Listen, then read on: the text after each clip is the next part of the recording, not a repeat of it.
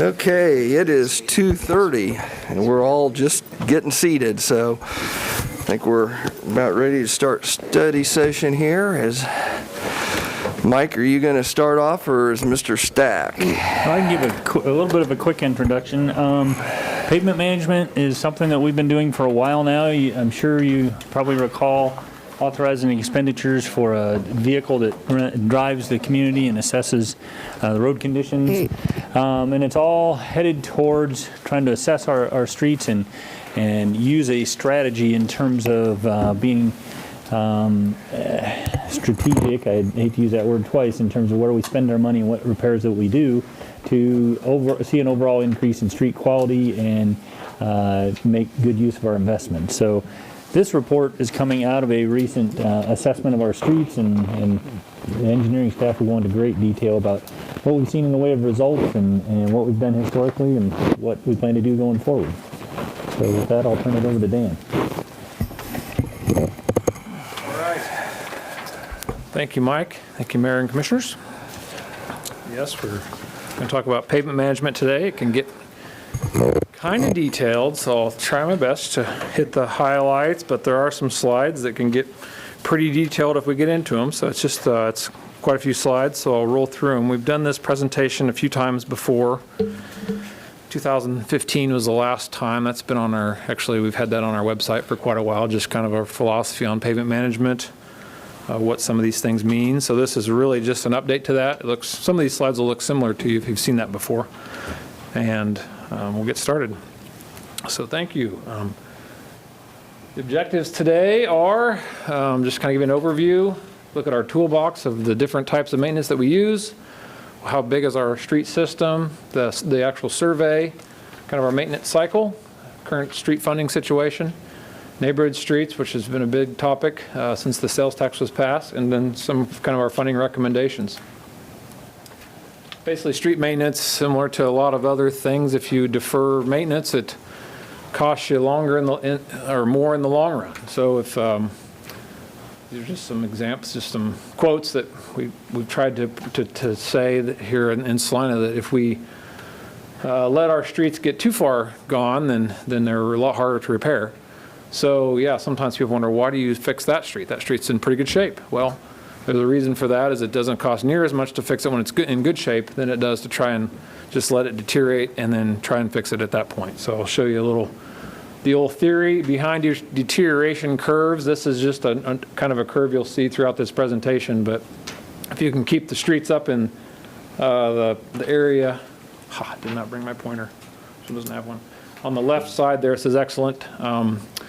Over the life of the street and over time, streets decay, and so if you can keep things, maintenance happening to them in that kind of that top left side there, then you can spend a little less money in the long run than if you let them get down to the poor condition and try to get them back up to a good condition, I guess, with the different levels of maintenance that are listed there, and I'll go through those more in detail here in a minute. Spending basically $1 to keep a good road good, prevents spending $8 to $10 to reconstruct it, or once it's gotten into a bad disrepair. And of course, increasing costs and tighter budgets. It's a lot of states and communities around the country struggle with keeping their infrastructure up to snuff. So we've done felt like a decent job here in Salina, especially with our water system is in decent shape. Our sewer system, streets are kind of trying to keep up in the same category. We've had a sales tax that was passed in 2016, and that has definitely helped us. We feel like maybe get back on track with our streets, and you'll see some of those results today with the survey. Tools that we use in Salina, you'll see a lot of these. If you've driven around, you'll see streets that have crack seal on them, microsurfacing, chip sealing. The newest one that we have is this UBAS, ultra thin bonded asphalt surface. That's one that Jim kind of brought to us a few years ago, and it's been fairly successful, especially on some of our concrete streets, which we really struggled with before. Mill and inlay, overlays, just concrete pavement repair, diamond grinding, and concrete overlays. We haven't done a lot of diamond grinding, but you'll see it periodically on a concrete road. You'll see kind of smooth concrete, and then you'll see a kind of, it's almost like a you'd grind just with a grinder really, and it smooths out the rough spots. We did that on Marymount Road in the early 2010 time frame.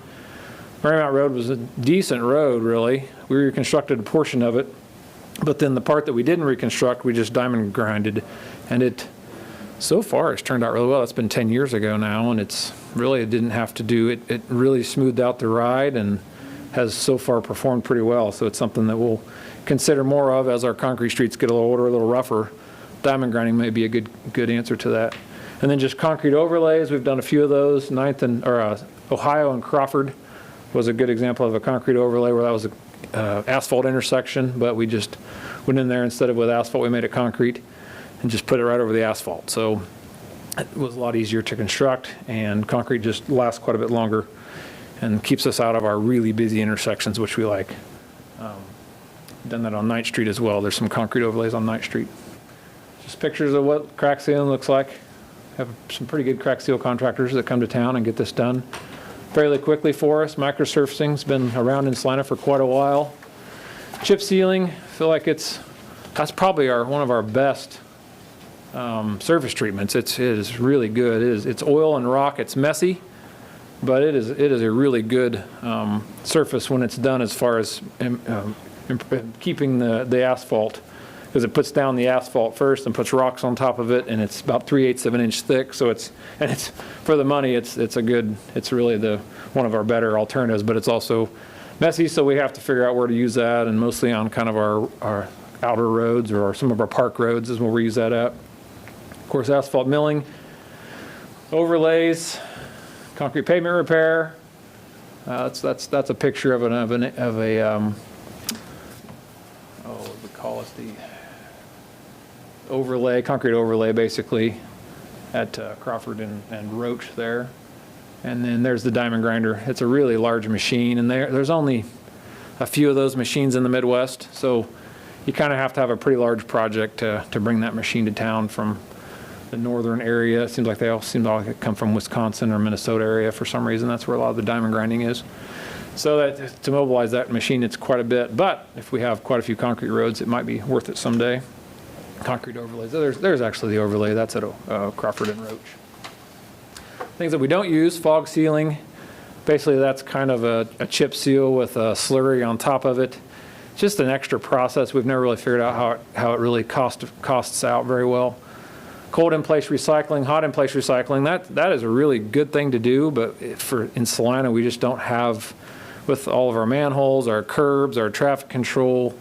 There's so many things that is really good on highways, rural areas where they can just set up the train is probably a half-mile long of recycle machines, so it's just a really hard process to put on either residential street or put it on cloud, or even Ohio. There's just too many intersections to even really make it work. So it's a really good process, but we haven't been able to use it in Salina very much.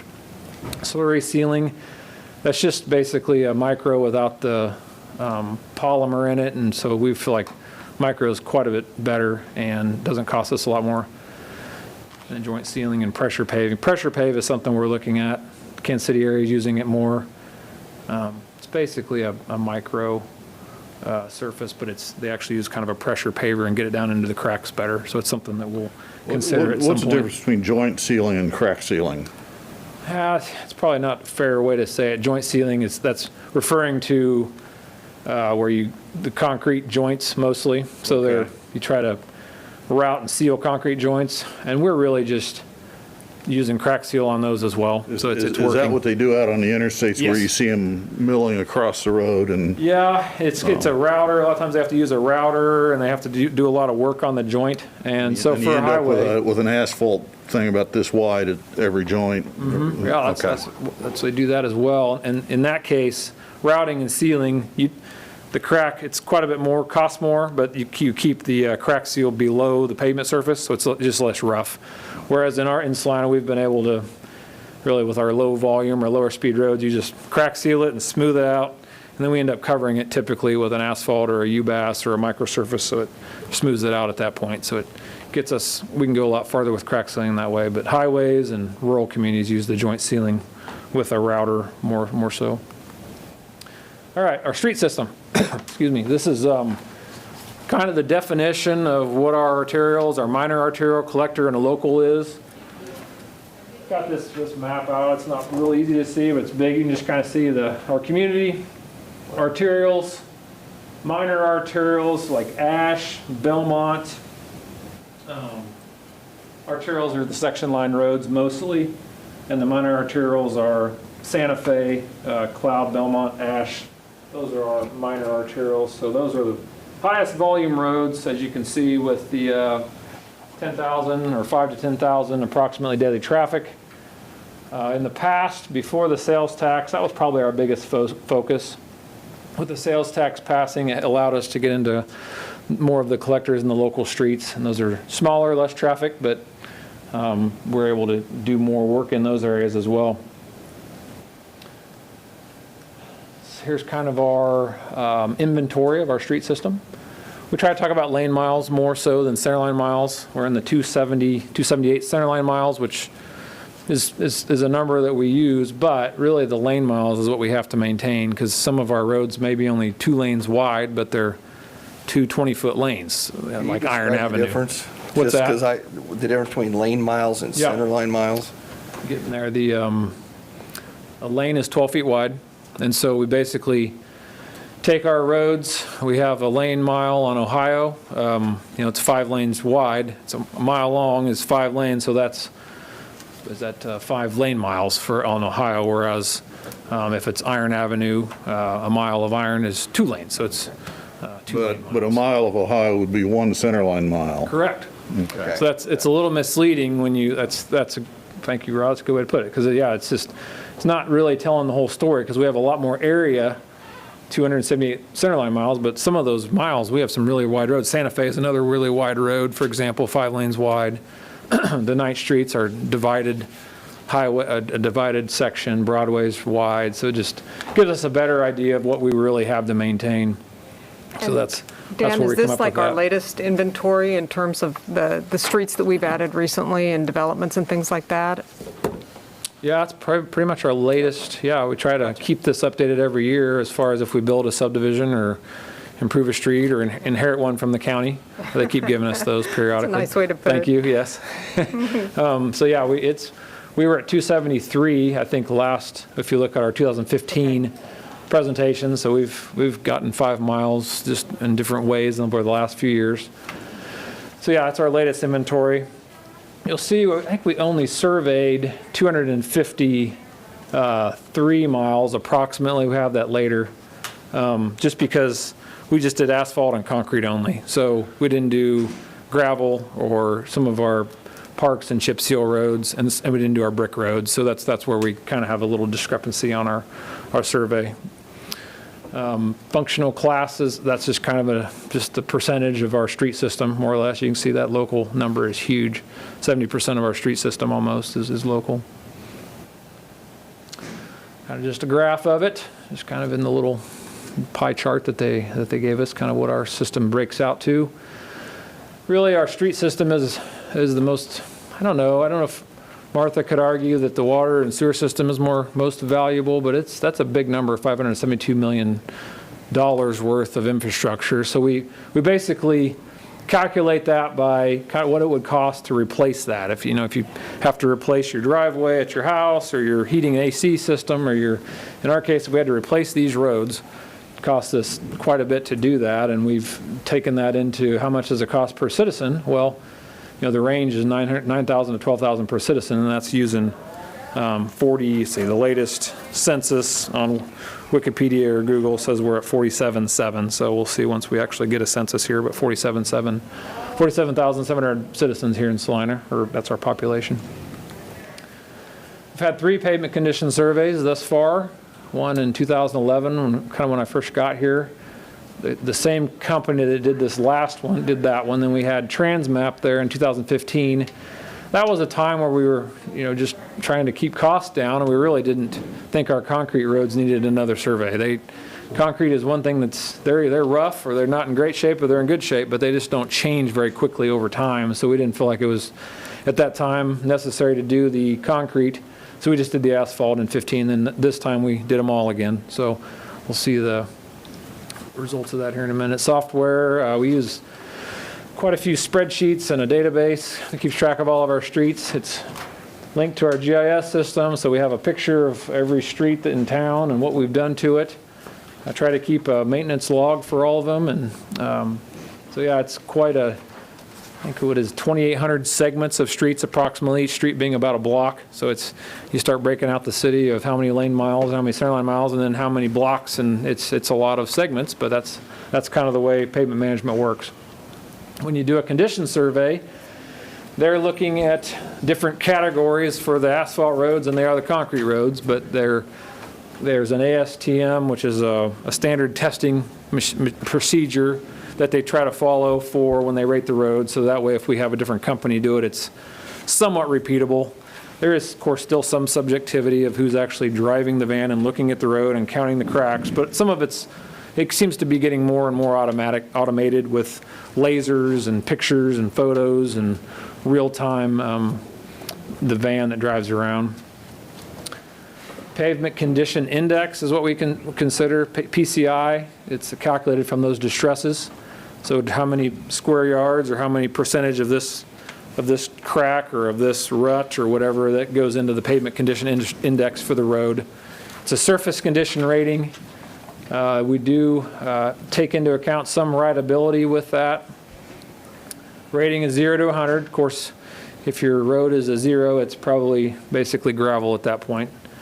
Failed maybe is not a fair word, but it's just not anything you can measure. 100, of course, is excellent. So if we have a brand new road that we build, it's theoretically should be 100 that first few weeks or months that we have it. And it helps us determine the need and priority of pavement maintenance. There's kind of our categories. We have 100 to 70 is our green. We've got a map that kind of shows we've got some green streets, we've got some good to fair streets there, 70 to 40. And the ASTM says below 40 is a poor street. So 40 to 10 is kind of what we have as poor. And then of course below 10 is they think it's failed at that point. So that's when you're heading to reconstruction. So luckily we don't have any in that category so far. This is kind of that same curve again with a little more detail on what these conditions mean based on the last poor. You got excellent, very good, good, very poor, and failed, similar to what we just had, but it's just more detailed. There's the van that drives around, 2,700 segments, about is what we have in this report. Condition benchmarks are defined. And then we go to the actual survey. So this is the kind of our overall number that we had, and this was the latest survey on how it broke out between arterials, miners, collectors, locals, and then the whole network. And then it also distinguished between asphalt and concrete for us. Our concrete locals were a little worse than our asphalt locals. The rest of them, looks like our asphalt minor arterials aren't quite as good as our concrete minor arterials, but yeah, in general, we're trending at, that 69 level is a pretty good level, and I think it's reflected in a few more slides. Here we go. This is just kind of those same numbers in more of a bar chart, but here's kind of a comparison of where we ended up. So in 2011, we had kind of a 69 overall on our primaries, minor arterials, 72, collectors 52, and locals 56. And so we felt like it was decreasing, and that was when we first really did our first survey. We did have kind of a semi-survey, or we started keeping track of things better in 2001, so we were declining from 01 to 11. And since that time, we felt like we've gotten a handle on our streets better, and we have improved some. So as you can see, from 11 to 15, we went up in a few categories and down in a few. And then in 20, we have gone up mostly. And looking at 15, since that was only asphalt, that's a 67 on the locals for asphalt. So it's, when you take into account now we've got concrete and asphalt, we're at a 66. So some of our concretes kind of drag us down, our asphalts help us go up right now. And we have just really started, since we started UBAS and some of our concrete roads, concrete locals. That has really helped us on the concrete side of things, but we just started that in 2000, I believe 17 was our first year of UBAS. And so we're starting to see that help us, but not quite enough to kick our locals up that much. And you can see it's such a big percentage of our network. It's hard to move that a whole lot, but we feel like we're keeping steady. And the 80 on the primary arterials is pretty good. Minor arterials 73, collectors 66, and then local 66 as well. Now, just a question. When you have a concrete street segment and you apply the UBAS to it, and it gets to the point where you can no longer maintain it and you have to go in and replace either segments or the whole thing, do you replace them with concrete or do you put asphalt back? Well, we have not really gotten to that point. We've struggled with that, really. We have a concrete road. It's one thing when we didn't have UBAS as an option, I would say it was hard to cover up concrete roads because then they become it's almost like an asphalt road, and then how do you maintain it? It gets and I guess tougher. that's the point of my question. Does UBAS enable us to keep it as a concrete roadway? In my opinion, they are far superior to, particularly in low traveled areas, because they'll last next to forever. Right. Yeah, it's UBAS. You can mill it back off, and you can put another layer back down, which is nice. So it's you don't have to crack seal it a whole lot. It's a really high grade polymer oil, so it's really flexible and pliable. So it basically smooths the surface out. It really smooths the surface, and so when you have a concrete street, the base is good. It's just bumpy or cracked. It spalls a lot. A lot of spalling, right? Yeah. And so the UBAS or the double micro, we've done double micro as well some, but that just really smooths it up. But yeah, after that, you have to make repairs, and sometimes we repair it all the way to the top with concrete, or sometimes we put an asphalt patch on it. So it's try to make it smooth, however. And in Salina, we only have concrete we have concrete all the time, but we don't always have asphalt. And so sometimes when we have to make a repair on a road, you'll see a black road that'll have a concrete patch on it, because that's either the best way to do it that we thought at the time, or that was all we could get at the time too. So you'll see both. So kind of going through our asphalt roads, how have we made some progress on that?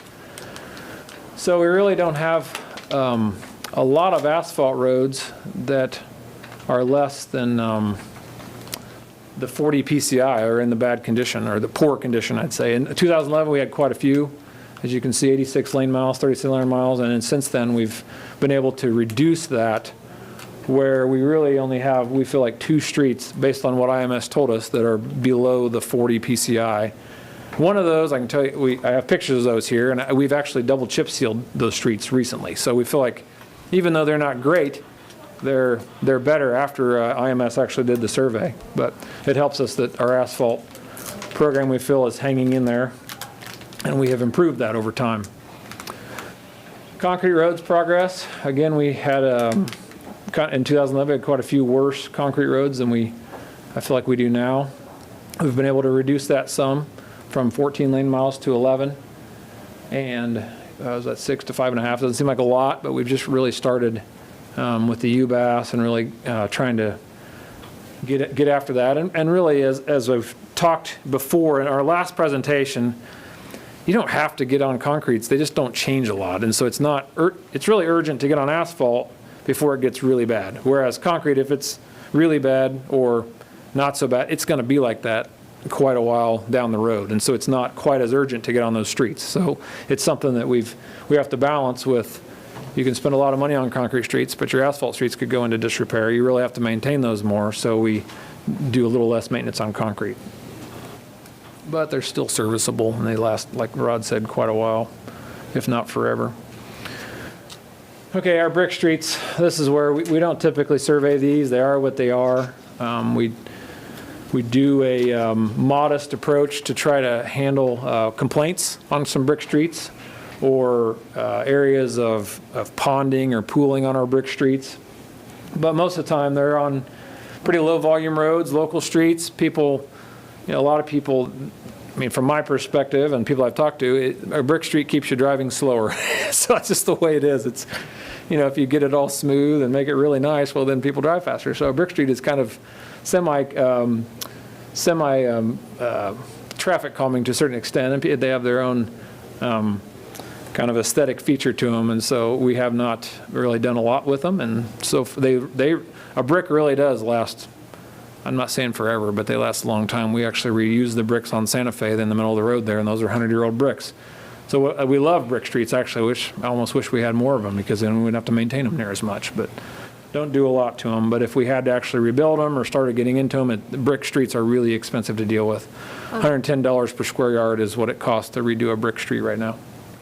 I know that I think we sacrificed our brick street budget for this year and when was the last year that we actually were able to make repairs to a brick street? I think 2019 was last Were year. we? Okay. We can look, but I think we typically have that $99,000 number. The only thing I can think of is we used some this year on Mulberry Right. with the storm sewer project that's there, and with the reduced budget, we didn't really go into any more Right. this year. But next year, there's no reason not to continue back on our normal procedure at $99,000 a year just that- approximately. Yeah, well, what's under the bricks? Usually concrete. Yeah, they have kind of rock. They call it, it's I don't know if concrete's the right word, but it's a pretty hard flowable fill or some kind of a cemented sand mixture that's really hard.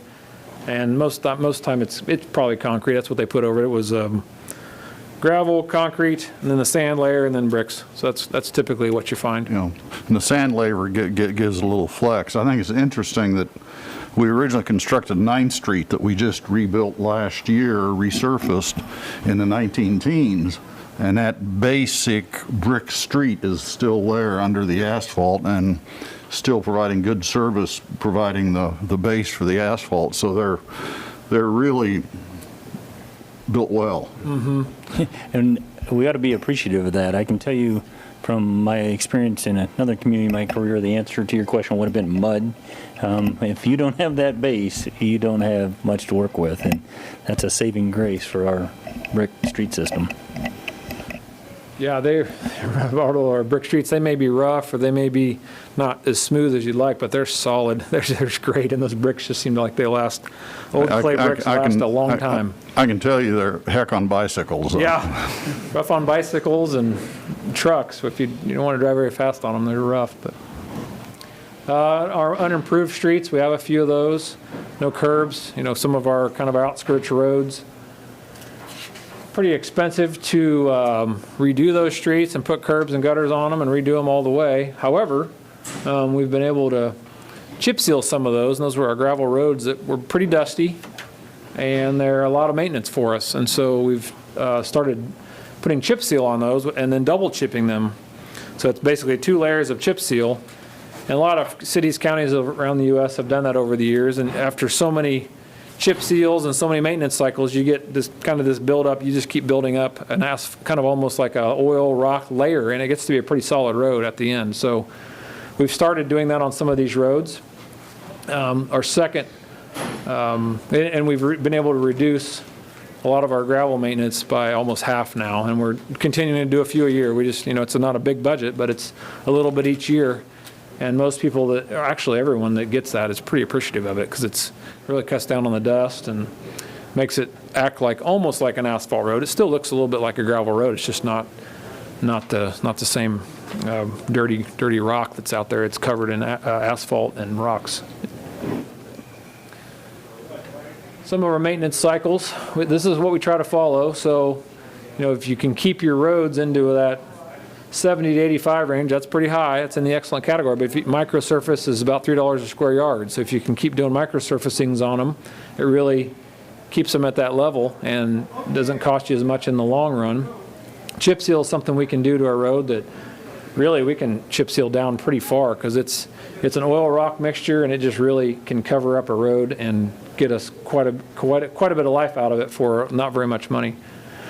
Asphalt overlays, of course, you can just do that on about any kind of road as well. 30 to 65 is kind of our range when we're looking at different roads for that. UBAS has really helped us. We can take UBAS on not so good concrete road or not so good asphalt road, and it just really smooths those out as well. Mill and inlay, try to do those at between 50 and 70. But yeah, once you get down below 30, it gets tougher to do any of these surface treatments and really have any success. So then you're looking at a reconstruction. What these things do to us is if we, for the PCI impact, so if you actually do go out and crack seal the road and then microsurface it, you should see a PCI jump. It should go up some. We're still trying to figure out exactly what that jump should be. I would think it should be higher than 10%, but that's kind of what the industry tells us, and especially this IMS survey tells us. Chip seal, you don't get to 100, but you get to 85. Asphalt overlays, you can get pretty high because it gets to be pretty smooth, and it covers up all the cracks. And so when they survey it, they're just not going to find any cracks. It's going to be smooth, and so they're going to have a higher PCI. Yeah, I had a question about what absolute meant, but that's kind of the maximum PCI you can reach with that process. Right. On the percentages, is that a percent improvement, or is that improvement in percentage points? It's a percent improvement. So if it Okay. was a 71 before, you go up 10%, so you're going up 7 points, basically. 77 or 78? Correct. Okay. Crack seal doesn't do a lot for you, but we believe it's the best bang for the buck. It's the cheapest. It seals the cracks. It helps keep our base from failing. And then typically, if you can seal the cracks and do something on top of it with a micro, a chip seal, or an overlay, or a UBAS, that really keeps our roads in better shape. Crack seal costs, what do they last? Kind of our frequency. We're trying to crack seal every 3 to 5 years on a lot of our roads. It's not easy to do, but we try to keep up with them. We kind of wait till the crack is a 1/4 inch wide before we seal it. That's kind of really gives you the best bang for the buck. That usually takes 3 to 4 years before you can get there. Microsurfacing, 6 to 7 years. Chip seal, 6 to 7. If we can get UBAS, we've only been doing UBAS, this is our 4th year of it. Yeah, 4th year of it. So if we really can get 8 to 10 years out of that, that will really help our cycle, as you'll see here in a minute. What it costs you to keep, if we can keep UBAS lasting that long on our asphalt streets. Mill and inlay, about every 12 years on our arterials, and about 30, we're trying to do a 34-year cycle on our locals. Patching, you just do that as needed. Reconstruction, 50-year reconstruction, but we really have quite a few streets in town that are older than that, and we're not having to reconstruct them yet. So if we can keep maintaining them and keep the surface good, we can keep from having to reconstruct them. There's kind of our cycle for our arterials. It's kind of a 12-year cycle. Right now, we plugged in UBAS at 6, but we really believe we think that's going to maybe extend that out. Microsurfacing only lasted about 6 on our arterials, so we just kind of plugged. We don't do microsurfacing on our arterials anymore. If we do UBAS, then we feel like it's going to get longer, but we don't know that yet. So that's where this is kind of a conservative estimate. And so if you kind of go through that cycle, this is how many square yards we have of our arterials. 12-year maintenance cycle, we should be spending $1.5 million a year on that. So that's just kind of an example of how the cycle works and how our funding kind of should be going each year. Same with the collectors, about $312,000 a year on those with the 24-year cycle. A few more crack seals, a few more micros or UBASs, and then voila, you have about $312,000. So there's about $1.8 million that we're spending, or we should be spending. And then another 1.6 here on our locals. So we have a lot of locals. It's a longer cycle, but it's you would expect your local streets don't take as much traffic, so you shouldn't have to maintain them quite as heavy. And so when you do 1.6 plus 1.8, you're 3.4, and that's about, we're spending quite a bit of money on our streets every year, and that's what we're trying to do. And this was a similar presentation we did in 2015 right before the sales tax, and we feel like we've got about that much money, because we have 3.2 in sales tax and another $1 million in gas tax. Maintenance cycles, concrete streets. Now I argued with my staff on this one. Designed to last 30 to 50 years. That seems pretty low to me. But a highway designer isn't going to say your street's going to last 100 years. They're just never going to say that. You can't get anybody to say that. But we know that in Salina, over in Sunset Park area, we have some 80-year-old streets over there that are they're in good shape. They're really nice. And so it's just an example of concrete can last a long time with lower traffic, or if it's built on good base, or it was a good mix that year, or whatever. So we know that we have some streets in Salina that are a lot older than 30 to 50 years and are doing just fine. Well, I know the street in front of my house is concrete built in with concrete segments. And it was built in probably the late 1950s, early 1960s. And at this point, they've gone through and they've replaced maybe a fourth to a third of the segments. Okay. So at 60 years, you could say it's 1/3 used. And by the time we get to the end of the cycle, they'll just start replacing the segments all over again. So it's almost like there's never a reconstruction. Yes. They call it perpetual pavement. It Yeah. can really last a really long time. As I said, yeah, less traffic on our local streets can last longer. And then the thing we do have in Salina is once we have some really old concrete streets that are not the best shape, and so we have either overlaid them with asphalt, or we've put a double micro on them, or we've put a UBAS on them. So really at that point, we kind of have to start maintaining them a little more like an asphalt street. So we'll be doing a little more crack seal to them, or milling inlays, or just things to keep them more like an asphalt road. We know the base is typically pretty good on a concrete road. They're not going anywhere, but they're rough or they need to be smoothed up. So that helps. And the concrete cost, it's cost prohibitive. That's why we don't, on a concrete No, street, we don't go in and, Yeah, just redo the whole concrete Yeah. approach. Yeah, it's $100, $100 a square yard. It just takes, you can't get very far with that. And at $3 a square yard to do a micro, or $7 for a UBAS, you can just, people On the really other hand, it's appreciate going to it. last 100 years, you know. yeah. Maybe Yeah, it's the, worth that that was- investment. Yeah, that was where I was going with that. While we're This is a talking- perpetual argument, by the way. Yeah, it is. I don't want to sidetrack you, but you might speak to that life cycle cost consideration when we're bidding out new Yes. streets. Yeah, I would say in Salina, we've been pretty lucky because we've had a lot of concrete constructed here, whereas a lot of communities, they have asphalt's typically cheaper. It just is, and so it's hard to get a community or a developer or a city to go with the more expensive option. But yeah, in the long term, if you life cycle cost it out, how much maintenance you have to do to asphalt versus concrete, it just typically pays to do concrete. And we have, in Salina, we've actually had concrete beat asphalt straight up many times actually since I've been here. So that's a pretty easy argument at that point. It's harder when you have to go through the life cycle costs and all the different things, analysis of it. But yeah, it's KDOT and the state uses a lot of concrete just because it does cost out better. But we really can't disregard asphalt. We have an asphalt supplier here in town. Asphalt's smooth. Asphalt works pretty well. The asphalt guys love it when we cover up concrete with asphalt. They think that's what you should be doing all over. So it's kind of a perpetual argument as well in that. But concrete's only smooth for so long typically, so a lot of times we cover it up with some kind of a black surface.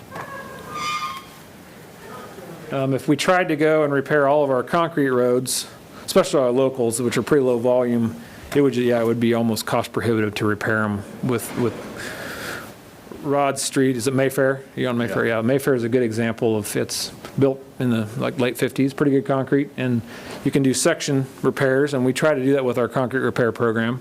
If you can do just sections and really make the road look better, that's what we do. If it's kind of, the whole road's kind of spalled and not in very good shape all the way down, then that's when we try to do a UBAS or a double micro surface. Kind of our street funding approach. This really hasn't changed a lot. It's just we have, we rank repairs based on our PCI numbers and classification of our streets. There's definitely more of a focus on neighborhood streets now, and so we're going to get to that slide here in a minute. A special situation that requires accelerated action. A lot of times we'll find a road it's got a storm sewer failure underneath it, or something's happened to it where we really need to get in there quick and fix a storm sewer and do something to the road. So those are kind of special situations that require accelerated action. And then funding and budget limitations, of course. We have to balance the different funds and contractors. We've only got a limited amount of contractors in town, so if we can't give all the money to the mill and inlay guy, they just can't get it done. They've got too much work, and so we balance that with the UBAS guy and the microsurfacing guy and the concrete guys, and with a lot of projects and good projects going on in Salina. It's not easy to find contractors that can get the work done. So it's kind of a balanced approach as well, and especially with depending on funds and depending on time of year. Sometimes asphalt's really expensive, and so you do a little less of it when the gas is high. Sometimes concrete's really expensive, so it just kind of depends. Balanced approach there, kind of between arterials, collectors, neighborhoods. Talked about that already, mostly. The asphalt locals, though, we do have a lot of our public works field guys, our streets guys, Jim Toich. Those guys focus a little more on the local streets. We try not to have them out on the arterials very much. It's just traffic control, and we're not really set up very well for getting in and getting out. Ohio is a good example of this.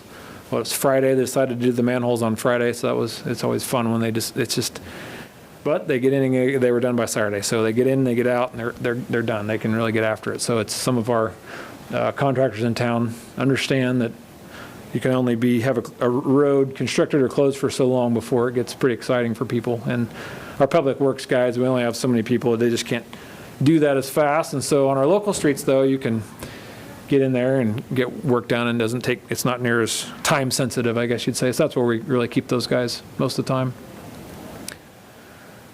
Strive to maintain the good condition of our good to fair streets, and that, like we talked about.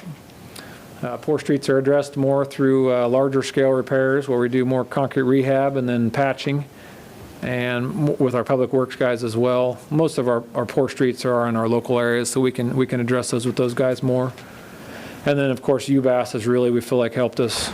Really, it just smooths out a really rough road. You can take Oakdale, for example, right down here by Oakdale between Ash and Elm it was a rough road. It had potholes, it had rough concrete. It was one of those where for years I've wondered, what do you do to that? It's just really hard to go in there and replace all the concrete. Where do you stop? Well, we replaced enough and got enough in there to overlay it with UBAS, and now you drive in, it is so smooth. So it's just so nice to have that as an option now. And that UBAS is a high-grade oil that we feel like is going to stick for a long time, so we'll keep an eye on it. Kind of our last typical funding before COVID hit was about almost $950,000 a year in special gas, 3.7 in sales tax. I don't know if that's going to be 3.2 from now on, but either way, it's quite a bit of money to be able to help fund our streets. And then we also get the KDOT federal fund exchange dollars every year, so that helps us as well. And that's helped us on like the night streets where we were able to do more curb and gutter repair, the Iron Avenues, the Ohios that we used some of that. Our next federal fund exchange dollars will be used next year probably on our North 9th Street bridge. So some of that money doesn't always go into an asphalt or concrete road. It has to go to a bridge or something else, but it sure helps us with our funding. Our last typical really year, 19 was typical funding year, but we had some had some higher cost storm sewer items, and it was just kind of a weird year as far as our normal year on all these other items. So these are kind of non-street related items, you'd say. Bridge maintenance and inspections, spend about $75,000 a year on that. Sidewalk improvements, those really don't help the roads. We need to do them. Stormwater repairs, that's a small number. It's a tough one because that one seems to bite us a lot. We just find bad storm sewer that needs repaired, and sometimes it costs us more than that. Traffic control maintenance, that's making sure our traffic signals have the right lights, they have the right preemptions, they have the right controllers, they work. So we spend about that every year on those. Sidewalk ramps, we have just an ongoing project to update our community with accessible ADA ramps. Railroad crossings, we had a pretty good push of those for a lot of years. Somewhat got caught up, but I can see where they're already starting to deteriorate again. So it's something we have to do every year. It's just hard to get UP to give us agreements and get the work done, so it's a long process. But we try to just program that once a year. City parking lots, we've got quite a few parking lots downtown that we just have to do kind of maintenance on periodically. Traffic signal detection, that's something that we do with our traffic signals once a year. We usually get cameras or radar. Different kind of ways to detect our traffic. And then the Brick Street is there. That was it, yep. I had a question on street lights. Like I know it's been brought up before. Some of the left turn signals that we have the blinking yellow has kind of become popular in areas. Would that come out of some of this funding if that was something that? Yeah, that comes out of our traffic control maintenance. So we try to buy one of those a year, basically. Okay. And this year we're going to, I believe, do that at Belmont and 9th. So it's once a year, basically. Because I know where we do have those, it is, and as far as safety, have we seen any concerns with any, increased Now, there's traffic? there are some concerns, but we have to monitor it and keep an eye on it. Ninth and Magnolia was one of our first ones, and that one that's one we're just keeping an eye on. And I don't know if we're seeing more. Cloud and Ninth, is that Cloud where? and Ninth, yeah, that was really our first one. You're right. Yeah. That one Really seems to work well. That one where works it pretty sits. well. Yeah, that wasn't as big a deal as The Ninth one and at Magnolia. Magnolia and Ninth, because I drive that intersection quite a lot, it goes on flashing yellow, and if you got somebody waiting to turn left coming towards you, Right. you really It's harder to can't see. see oncoming traffic. And I'll admit, I've done it. I've seen other people do it. You start making that turn, suddenly you realize, man, there's somebody coming. Yeah. That one's probably our toughest one, and I don't know if we're seeing, we'll have to look at that, because that's something I know, I should introduce my staff here. Let me take a break to do that. Kent? Yeah. Kent is here. Kent Johnson is one of my main staff members with this program. He's helping me analyze that intersection actually right now. Magnolia and Ninth has been one that we're trying to figure out if we're having more accidents there or not. Schilling and Ninth was the last one we did. That has the flashing yellow now, and I think that's been a real big help out there. And then Randy Lamer. Randy, you want to stand up? Randy's the actual technician 2 that we have, and he is we call him the pavement manager. So he is the pavement manager. He can help produce these maps and the data, and looks at all the pavement condition indexes. And so, yeah, he's a big help behind this program. So thank you guys. But yeah, Kent's been looking at Magnolia 9th, so we'll be back to you on that one, because that's. Dan, when the big bridges fail, what's the scenario there? Iron and Crawford, or yeah. So I assume they get inspected. What happens if something fails? And Yeah, Kent actually is our bridge inspector as well. So he goes out and inspects those every year and rates them, and basically you keep an eye on them every 2 years. It's every 2-year inspection, and you try to document things that have changed. And so far, I don't think we have any there in bad shape, other than North 9th Street. That's one that's still posted and is our worst bridge we have. We're going to try to repair that next year. Magnolia got a bad rating one year, and then Yeah. got up to, I mean, Yeah, I that don't was. know what would have improved it after it got a bad rating, but Yeah, that was interesting, because we felt like that was a bridge we inherited from the county, and KDOT goes around, or there's federal dollars, and they go through KDOT, and they believe, well, we need to come out and rate all of your bridges, and load rate all of your bridges, which is a different process than actually just looking at things and analyzing them every 2 years. They actually come out and run all kinds of calculations on them, and so we felt like when Lochner did that, they missed a couple of key things, and then they went back and looked at it, and Neil Cable was at the county at that time as well, and they had repaired that bridge to a really good sufficiency at some point in the past. And so we argued about it, and Lochner came back and analyzed it in a different way and found that, it really did support the loads that we needed it to. So it was more of you don't want to, that doesn't help give you a lot of engineering. You wonder how the engineers are doing their job really well on that one, but we felt like they messed up. So and we got them to redo it. So that was, luckily, that one. Having that bridge load posted would be tough, because that's a big route into town with a lot of the heavy grain trucks and heavy rock trucks. So at this point, we don't feel like Magnolia is in bad shape, but we'll have to look at it again every so many years. So it's part of the annual cycle. Can you explain in 30 seconds or less how you determine how much weight a bridge can hold? Kent? Are you able to do that? I thought Kent If you was could come the to answer. the microphone. I'm assuming you're not putting weights on it and waiting for it to sag. but- No. Come up to the microphone so anybody listening can hear you too. Sorry. Yeah. Fine. You just look at the bridge. You look what it was designed for, and the thickness of the members and so forth, and then you just make an assessment of how much capacity is still left in that. So, for instance, if you're losing some of the concrete in it, then you just make a decision on how much it can still hold. 30 seconds? Does that make sense? So it's not real scientific. It's not Well, exciting. it is scientific. It's just, but there's also some guesswork in it also. Okay. So you take the original design and then you adjust it based on your assessment of degradation that you're observing. Correct. Yeah, each member, so each member, concrete, if you see rebar, I mean, they start taking into all those things. So, yeah, they have the original design and what it was designed to hold. And that's, you know, how far apart they are and how thick the concrete is and how much rebar is in each thing. And that's how you can tell it's designed to the level that it was designed to. And then they have to reduce that over time depending on if it starts spalling or you start seeing rebar that's rusting and that kind of thing. So it's over Bridges time, are that's how all they degrade. inventoried and their life cycles are cataloged, and What's that? the bridges are all inventoried and their life cycles are cataloged. So do we know what kind of investment we have in those? We should get that because, yeah, it's a large investment. But yeah, Kent, what do we have? 21 bridges-ish? I think we're closer to 25 now. 25, okay. And when we talk about a bridge, we're talking about something that spans 20 feet or more. That's right. We have an awful lot of culverts in town also that don't span 20 feet. Does that make sense?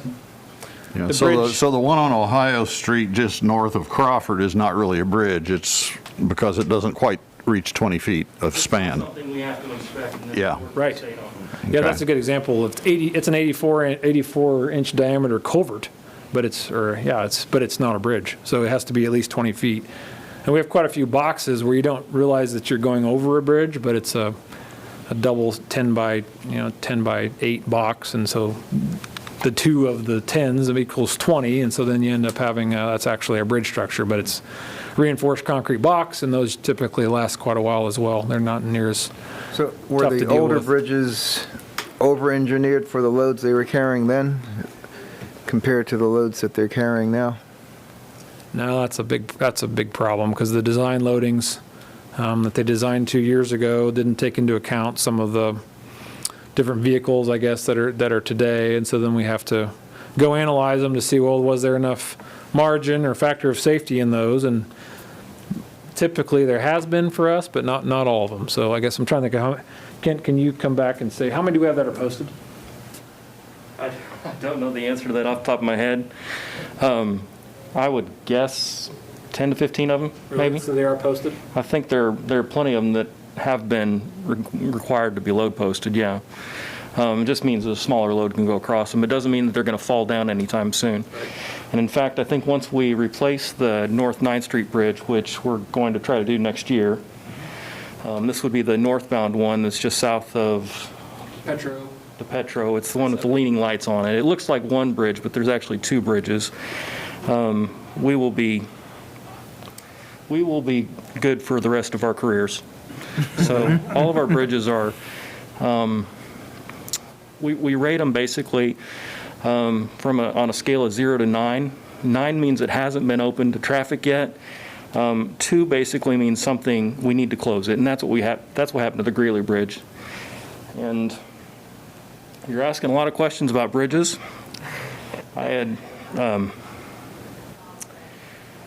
I will inspect the bridges probably next February. I can put a report together to tell you what's going on with the bridges if that's of interest to you. So, but anyway, the bridges are in good shape other than the North 9th. North 9th Bridge. I was about to say the last significant bridge I remember that we had to do quite a bit of work on, and that was quite public, was the North Broadway overpass over the railroad tracks. And there some of the supporting members, as I understand it, started separating, which is not a good thing because you can't separate too far or the deck, you have a Minneapolis circumstance happening. And that was kind of an accelerated job when we found that happening. Yeah, luckily we don't have any bridges quite like the Minneapolis Bridge. Right. Those are trusses. We don't have any trusses. What do we call them? Kent, that critical, it's like fracture critical. The Minneapolis Bridge is called a fracture critical bridge, and that means that if one member goes, the whole bridge can go. And we don't have anything like that, so Okay. we won't have any catastrophic failures. I wasn't meaning to imply that was a risk, but I just remember Broadway overpass, the way it was described to me, just struck me as something, Yeah, and we for did, we Salina, got that on was pretty quickly. A little more urgent of a repair for Salina Yeah. Bridge. Yeah, that's true. Yeah, I'm amazed. The bridges that I've seen be demolished, they are so hard to take down. It's amazing to watch how much rebar was in that bridge. It's almost like if there was no concrete on the bridge, you could still support weighted vehicle because there's so much rebar there, but it's just the concrete is there to make them hold together and be strong. But yeah, it's pretty impressive how well bridges are built and how the margin and factors of safety that they have. The concrete and the kind of the bridges we have around here. Now some of those bridges, the fracture critical bridges they're impressive, but they have a little more risk to them. This isn't a bridge-related question, but it is on this current slide. The sidewalk ramps downtown. Yep. I've noticed that they still have some, I don't know if it's a mesh or a tape or something that's around those. Is that just expected to wear off, or do we take it off at a certain point? Oh, typically those panels. Yeah, The panels you're talking about? Yeah, they're coming from underneath and where I notice it in particular is by the Starbucks. Okay. But I think on most every intersection, you can see that it looks like there's some sort of mesh underneath the textured sidewalk ramp, and it's just along the edges. And I didn't know if that's something that it's put in and just over time it wears off, or if it's something that an obsessive compulsive person with a utility knife could go out and fix. Go get it. Okay. Yeah, we'll look at that because those panels come in a kind of a plastic wrap basically, and so they try to get all that off. I don't know if that's what we're seeing there or Okay, not. I'll yeah. have to look and see. I don't That's something we could probably get Smoky Hill to take care of if it's a couple spots down there. Guess I better move on to the neighborhood streets because that was definitely a big topic of discussion for the sales tax. So it seems like we had, prior to the extra $2 million that we got out of the sales tax since 2017, we were focused on mostly arterials and collectors. We'd get into locals some, but we just weren't really focused on them a whole lot. So we started looking at really the definition of what a local street is or what a neighborhood street is in Salina. So in our code, this is out of the code book, kind of a street that for residential, for the purpose of this section, residential area shall mean defined as an area where there's 50% or more of the property abutting the street within the block is used for residential purposes. That's an interesting definition. You would not consider like a Crawford to be a residential street. However, there are a few sections of Crawford where there's houses on both sides that abut it, and so arguably it fits into that category. So however you want to put the numbers in, we feel like we are maintaining people's places where they live, where their driveway is. We're maintaining those streets, and we're doing quite a bit of work on those. Maybe not necessarily all of it in, say, your local neighborhood street, but we've got a lot of, even like the Iron Avenues, they have, there's a lot of houses on Iron Avenue, on State Avenue. Those are actually arterial streets or minor arterials of streets. Santa Fe is a minor arterial street. South of Crawford. 9th Street has quite a few areas that are predominantly residential. 9th Street, a lot of our 9th Street improvements the last couple of years, where we did curb and gutter, storm sewer, driveways, sidewalk. Those were for, it's an arterial street with a lot of traffic, but those were in the neighborhood of many people benefited from that. So anyway, that's the definition we have. We're just reporting out what we've done to the best of our ability. So if we use that definition, this is about what we're spending each year in the neighborhood streets. So it's a pretty high percentage, but you say, boy, golly, that seems like a lot of money that we're spending on, trying to think of my hillside street, or I'm trying to think of the Highlands, the neighborhood streets. Well, that also includes some of the arterials that I just talked about. So that's where there's actually driveways and people, neighborhood or residential property abutting some of those collectors and arterials as well. Neighborhood streets, so just as an example, 2018, how much percentage, what did we spend on those? Like, for example, mastic was something we tried. We didn't really like it very well. It's kind of a thinner microsurfacing. Just didn't seem like it penciled out, bang for the buck, but we did 100% on that in neighborhood streets. Microsurfacing typically is all in a neighborhood street. Chip seals there, you can see the UBAS. We weren't doing as much UBAS in neighborhood streets in 2018, but we're doing that. We did quite a bit more in 19 and 20. Milne inlay, as you can see, that was just an example of the year. That's how we came up with that number. ADA ramps, a lot of this stuff is all in neighborhood streets. Sidewalks, minor concrete, major concrete, brick. Those are all neighborhood streets. So we really feel like that our funding level is good, and we can, it's enough money to get to some of our worst streets, but also keep our good streets good. And just an example of that KDOT Federal Exchange dollars that we're getting, North Ninth Street Bridge, but we feel like that's something we could use on Broadway medians eventually, or any road widenings that we think we need to do, or that are in the future. Maybe some bigger, larger bridge repairs if needed. You know, the Iron Avenue Bridge has got a rattling, it's an expansion joint. So it's, anybody who drives Iron Avenue makes a lot of noise on that one expansion joint. So that's not a really large repair. The bridge is a really good bridge, but that expansion joint is giving us trouble, and it's hard to fix, I guess you'd say. So we'll get it fixed, but it's just, those are the kind of, repairs that might be, we have to spend $50,000 to repair expansion joints. So that's something we just have to use our money for. It's periodically that comes up. Questions? We are to the end. I just wanted personally to thank you for taking a look at the Iron Street Bridge. Yeah. The booming is a lot less now. Is it better? It is, but it was Good. kind of getting to the point where I was worried that one time it was going to go boom and something, then there'd be a splash. But Yeah, I no. can tell you, it's a rattling expansion joint, Yeah, and okay.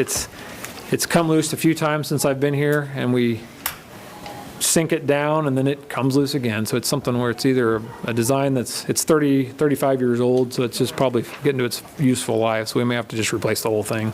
Well, thanks for taking a look at that. I just, since we have the right staff here, I just wanted to mention that something that was brought to my attention was that there have been some pedestrian accidents at the intersection of Santa Fe and South Street by the hospital, when hospital employees are crossing Santa Fe to the to the east to the surgical hospital or to their parking lot, Okay. because of people making like a right turn on a green and failing to yield when the pedestrian has actually depressed the walk Right. button is illuminated. And it's an apocryphal figure, but I was told that there had been 5 of those cars that had hit pedestrians. So I didn't know if that was something maybe if somebody could get with Salina Regional and confirm whether they think that's an Okay. issue, or with the PD, and see if that number is even right. And if so, if there's anything that we can do to just make that a safer intersection, if that's necessary. Okay. Thank you. Okay, any other questions, comments?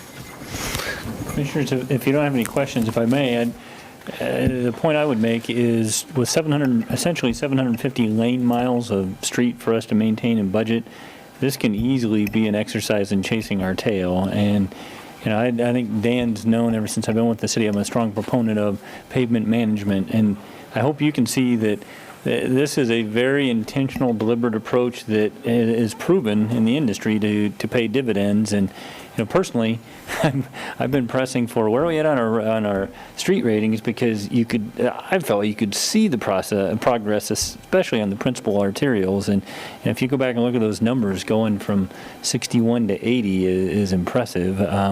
So it is a process. It's something that we probably need to be sure to remain committed to. If we take a break, then we're going to allow ourselves to dig ourselves a hole and have to catch back up. But between the investment in the assessment process, having the van come and make those assessments, the investment in a staff person committed to administering the pavement management software, I think we're really maximizing the investment that the community's made in our street system. Do you feel like going from the 3.7 million down to the 3.2 million is going to kind of, because that's what we're talking about doing in years ahead, right? Well, actually, that's kind of maintaining what we've been able to do so far. So I feel like we've made noticeable progress. Okay, so you don't think that taking it down is then going to kind of put us into that? Yeah, well, I think we had that target, but I'm not sure we ever met the target. We've always kind of Right. functioned at that 3 to 3.4 level, Right. and to get the progress that we've seen. Okay, thank you. That's especially encouraging to think that we're going to continue to see improvement. Sure hope so. Thank you. That is the goal. Yeah, the economy is Depends on the, if we can keep contractors bidding at reasonable rates. We've had, I feel like, a good run of reasonable contractor bids as well, so we hope we don't see skyrocketing prices in some regard. But yeah, we continue to do the maintenance every year, and we'll be back to you very soon with our 2021 Subsat P and crack seal program right off the bat. That's what we got to do first. First things first, right, boys? Okay, got them working on it. So with a little bit of additional time, and I'm putting Dan on the spot here a little bit, but manholes have been a conversation for quite a while. I would tell you that if you compare our end product in terms of manholes in Salina to other communities, we have a very high standard in terms of that finished product. I think Dan can speak to how we're tackling it and bringing in kind of an outside or dedicated contractor and taking a different approach, which creates a timing issue, but it's all with the intention of having that quality finished product. So, yeah, we like bidding that project out because we feel like we get more competitive bids, and it's Lancaster got our last bid, and they're doing 100 and some manholes, and they get in, take it up, put it back down. I mean, it's a fast, they kind of get it down to a science, which then gets us more manholes for the dollar. Instead of, on our arterials, we kind of have to get into those quicker. So if we can just, minimize maybe the contractor that we have for a mill and inlay program, they have to get in on like the Ohios or the Crawfords fairly quickly, the time-sensitive ones, but the ones that we can kind of wait on and get by with, we feel like being able to competitively bid those out to a concrete guy that needs the work, it really helps us get more done in the long run with those manholes. So I think it's helping. I think hopefully you'll see the manholes improve. and our expectation is that finished smooth surface between Right. the road and the manhole, not close enough, and Right. it's an indentation that is noticeable, but it Yeah. takes us a little bit to get there from the time that the road Does. work's done to the manhole work. We didn't, we undervalued how smooth of a road you could have, and one darn manhole can really mess it up. So we feel like that was a big deal on Ohio. That road is so smooth that, man, you feel it when you hit one of those manholes. So hopefully you don't have to worry about that anymore.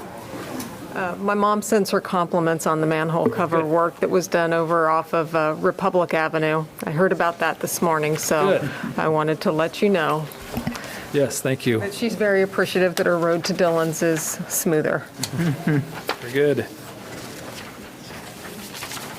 Can you go to the photos? I'll just end with a few photos. I always like these photos. The photos are more fun. There you go. So for an example, one of our roads that rates below 40, this is what it looks like. So I just wanted you to see, this is kind of an example of, okay, this has got some pretty large cracks on it, but this is gypsum between Columbia and Kansas. So it's interesting, gypsum, this one block rates below a 40, the rest of the block isn't that bad. But that's just something that, if you guys are saying, well, how poor is a poor street? Well, there you go. And approximately how old would that road be? Gypsum is, we know it's over 80 because that's the original road up to Gypsum Hill. So it's brick. If you go to the west of here, and it ends up dead ending into Indian Rock. So that's kind of where it used to. So anyway, it's not terrible, but it's something. Yeah, we'll get to that eventually. But it's it's not, even though it's poor, it's not undrivable. And my pavement guy back here, he'll say we're not driving in the mud anywhere, which is good. So that is, we've got concrete roads that are rough, but you're not driving in the mud. That's another picture of it. So how would you repair that? What would be if you guys were to go in and repair that next year, what would be Well, we feel like, it's interesting, a U-bass almost covers up most of that. We can crack seal that and U-bass it, and that'll really even it out and make it pretty smooth. So the only thing is sometimes you have to go in and do a few repairs on, if it's a really big pothole maybe there in the middle, a couple of those spots may need some spot repairs. So you'll see our minor concrete rehab program, we'll go and just do the worst spots on these roads before we actually go. It's tough because you go in there and you repair concrete, then you cover it up with asphalt, which is it's tough to do that. But sometimes we And feel like we most just of have to our do that. concrete streets like this, where we're having cracking, it kind of reminds me of the field house. Do we have any issues with vertical and versus horizontal cracking, or is it pretty much? Some, but it seems like a lot of those cracks they don't separate a whole lot. Most of our streets were built with wire mesh, so it held them together pretty well. But we also built them with 15 by 15 panels. So a concrete panel that's 15 by 15 wide is always going to crack down the center and make a cross out of it. So it's almost like that was just the design. They were fine with that, didn't matter. Well, now those cracks have gotten bigger, and they will eventually rust out that wire mesh, and so then they may settle some, and you'll see some more differential settlement, but not a lot. Typically, our differential settlement I blame on our utilities. So we have a water line leak or a sewer line that's when you see it drop. And Dr. Davis can attest, we have one of those on my road that I just don't feel like I can fix the mayor city engineer's road all the time as easy. Maybe I should. It'll either be one of our cars or a trash truck. I'm not sure which one's gonna. It's a bad water leak under there that caused some problems, so we got to get that fixed. So how long would it take us to that street's in the poor category that you referenced. Right. What does the timeline look like for getting to address something that's in that category? I mean, obviously you've given us the criteria, but just your guess on. And while you're guessing, what would an approximate cost be for something? I mean, because I don't have any idea. Yeah, I don't either. I mean, would that be our entire it would be budget? interesting to know to fix something like this. What would then?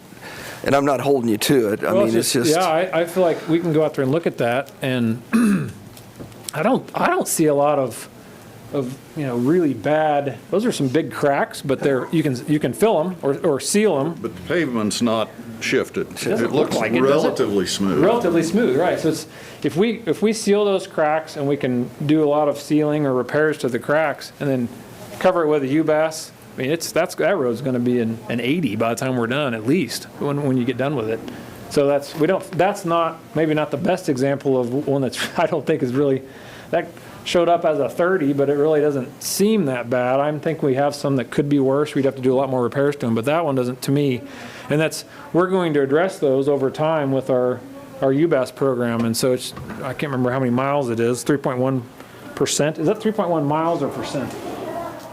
3.1 backlog, percent-wise? 3.1 backlog, percent. Okay, 3.1% of our system is in this category. And so it'll take us, we can do a few every year, basically. And so luckily, that street will look like that in 10 years. It won't be a lot different. And so it's not getting any worse, but it's not getting any better until we do something to it. So we'll get to these eventually. And we've already gotten to quite a few of them. We've improved that by a little bit since 2011. This is an example of a double chip seal. I just wanted to show you this because it's pine, kind of just north of the office here. That is a double chip seal, and that was a dirty, gravelly road that our motor grader was out there twice a week on because it's the route for slime iron and metal as well. So probably wasn't the best test case because it's pretty heavy traffic on that road, but now it's pretty solid. It's got two double chip seals on it. It's not dusty. And it looks pretty good. We just did that this last summer, so we're going to see how that holds up. And then this last one, I hope I have it. Yeah, there it is, Cedar Ridge. Cedar Ridge is our worst asphalt road in town.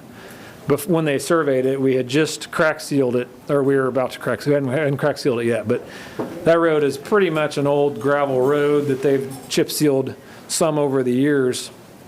And that was the county road before we even inherited it. So this is a double chip seal on Cedar Ridge, and right now I think that would rate out quite a bit better. That we did this after they surveyed it, but if you go drive Cedar Ridge now, it's not in too bad a shape. It's fairly smooth and it's not cracked, and you're not driving in the mud. It looks like a gravel road, but that's a solid double chip seal right there.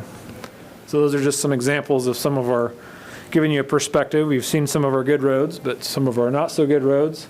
We feel like we're making some progress on them, and it's possible to make more progress on those, definitely those concrete roads with our UBAS. So thank you. Okay.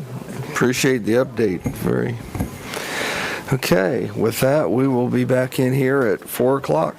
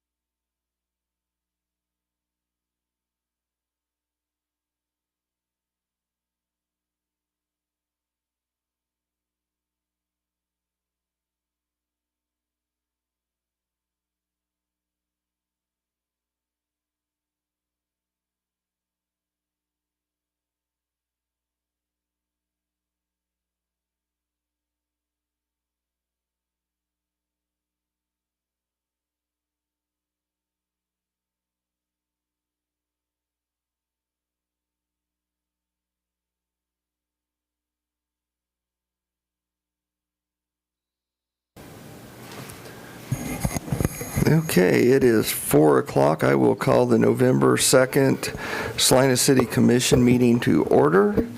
I would ask staff for confirmation that the Kansas Open Meeting Act required notice has been properly provided. Yes. Thank you. With that, we will have roll call. Mayor Hoppick. Here. Commissioner Davis. Here. Commissioner Franz. Here. Commissioner Hodges. Here. Commissioner Ryan. Thank you. With those that are able, please stand for the Pledge of Allegiance and a moment of silence. I pledge allegiance to the flag of the United States of America and to the republic for which it stands, one nation under God, indivisible, with liberty and justice for all.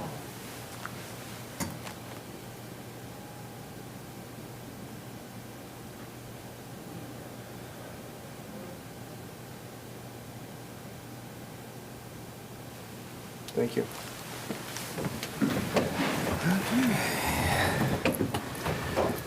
Okay, with that, we will move into awards and proclamations. Item 3.1, presentation of certificate of commendation from the Salina Fire Department. Mr. Mayor, Commissioners, good afternoon. Each year, approximately 350,000 cases of what is known as sudden cardiac arrest, or SCA, events occur in the United States. This is when the heart suddenly and unexpectedly stops beating. When this occurs, blood ceases to flow to the brain and other organs, and if not treated immediately, this condition results in death. The American Heart Association estimates that approximately only 10 to 12% of patients who suffer from this event survive. Only 10%. The key to surviving such an event is what's known as a 5-link chain of survival by the American Heart Association. Those links are recognition of cardiac arrest, early activation of 911, cardiopulmonary resuscitation or bystander CPR, rapid defibrillation, followed by basic life support, followed by advanced life support with post-cardiac care. If this chain can be followed, survival of SCA increases to approximately 45%. Now, it's said that numbers are only numbers without a story. Around noon on Labor Day this year, 56-year-old Lynn and his wife Diane left their home in Canton, were coming to Lowe's here in Salina to do some shopping. At the Assyria exit along I-135, Lynn noticed he had a flat tire on his trailer. He pulled over, got out to begin changing the tire. As Diane watched him change the tire, Lynn suddenly collapsed to the ground, unresponsive. That's the last thing Lynn says he remembers. Earlier that same morning, Jordan Babcock and her fiancée Adrian Teasley had been doing some work on their land that they own, and had decided to take a break for lunch and drive back into town in separate vehicles.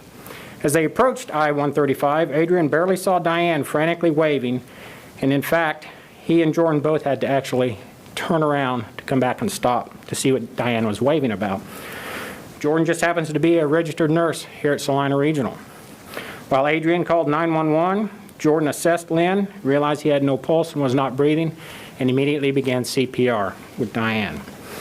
At that same time, Salina Fire Department Medic Unit Number 3, staffed by firefighter paramedic Chris Rios and firefighter EMT Brian Barber, as well as Saline County Rural Fire District Number 2's rescue squad, which was staffed by volunteer firefighter EMT Riley Hallbaker and equipped with an automatic external defibrillator, or AED, responded.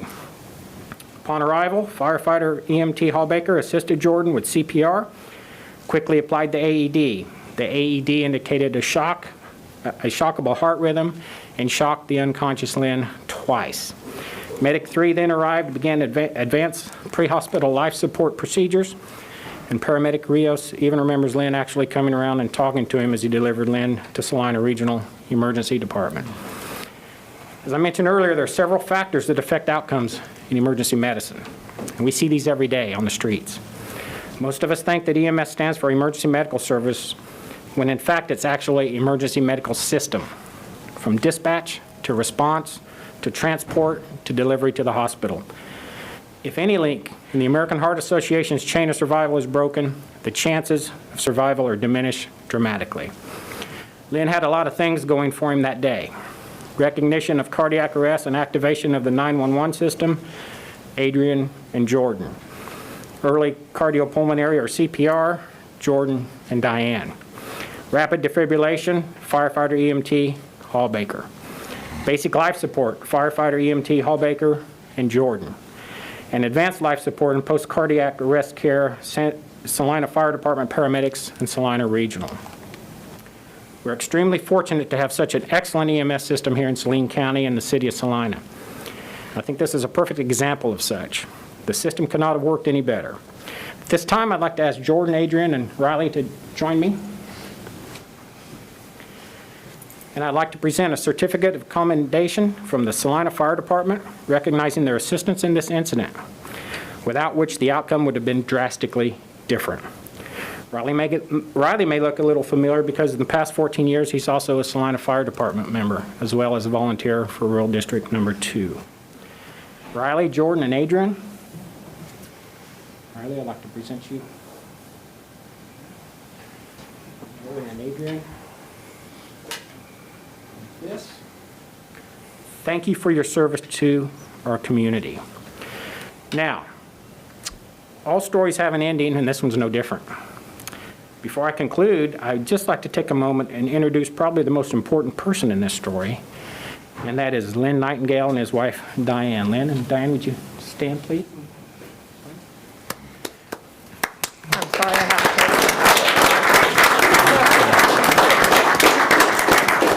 Without Lynn, this story would not have been possible, and I understand Lynn's doing well and making a full recovery, so thank you very much for attending this afternoon. Can I have a word? Thank you for your time. Can I have a word? Yeah, Yes. certainly. Well, no, I'm not used to doing this, so you'll have to excuse me, but I am extremely thankful for what the Salina Rescue Team has done for me and all of those involved. And the more I've studied this since this happened, I can see that seconds and minutes count. And the team that responded, those that were involved, they were unselfish. I know Riley, it was his day off, but he was kind enough in his heart to give of his time and help somebody that's in need. And I really appreciate what the system has done for me, for us. And I'd just like to say a big thank you. I do have a lot more respect for the response teams and the volunteers that give unselfishly. Thank you, Lynn.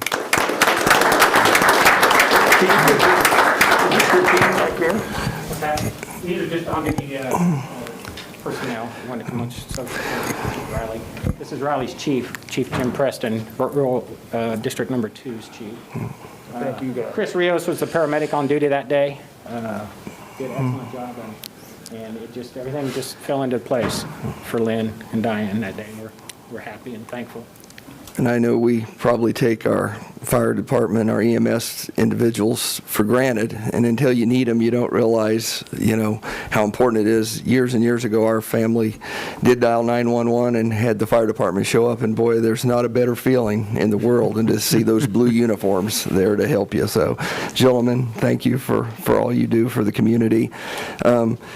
For Riley and Adrian and Jordan, thank you very much. I'm sure Adrian was out of his element at that point when this was all going on. And Jordan, even being an RN, I know that you have training, but it's not what you're used to doing on a daily basis, and to step in and do that was pretty awesome. And you should be proud of what you did, and that your training kicked in and was able to help Lynn. And Riley, thank you. So it's a great story. We always enjoy being able to tell that story, so thank you, everyone, for being here. Thank you, Mayor. Thank you.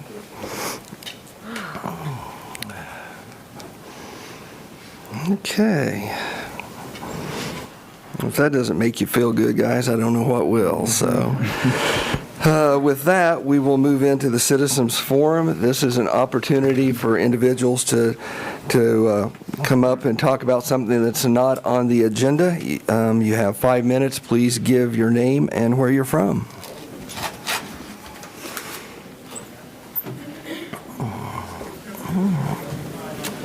Dalton McDowell, Salina. The city streets have taken they're junk. A lot of them are, and it's real. I just I know budgets this year were cut because of COVID, but in the budget next year, we should look into trying to fix up some of these streets before they deteriorate so much that you have to pull them out and go in and completely redo them.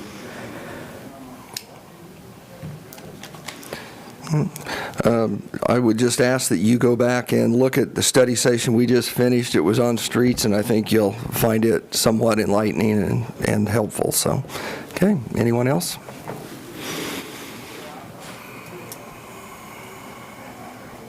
Deborah Corrales, 124 East Charlotte. The first dog DNA was used to solve a murder in 1998, was available. Blood DNA was available for testing in 2007. Now that DNA testing is available to more accurately determine a dog's breed, owners of dogs determined to be pit bull without verification through DNA testing may have claims for relief if their dog is harmed as a result of an inaccurate identification. For example, what if a purported pit bull is seized and killed by the city for failure to comply with the law banning pit bulls, but the city fails to do DNA testing or even employ a veterinarian or AKC UKC judge to determine the dog's breed?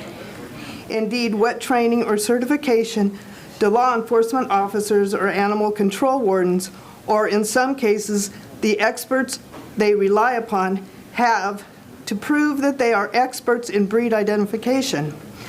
Section 1983 of the U.S. Code provides a remedy for individuals whose federal, constitutional, and statutory rights are violated by state actors. And that got me thinking. This is the characterization test that the city of Salina uses at the animal shelter to determine whether a dog is a pit bull or not. So it says AKC up here in the corner. So I did some investigation. I was like, what makes somebody an expert in breed identification? This is what the AKC says.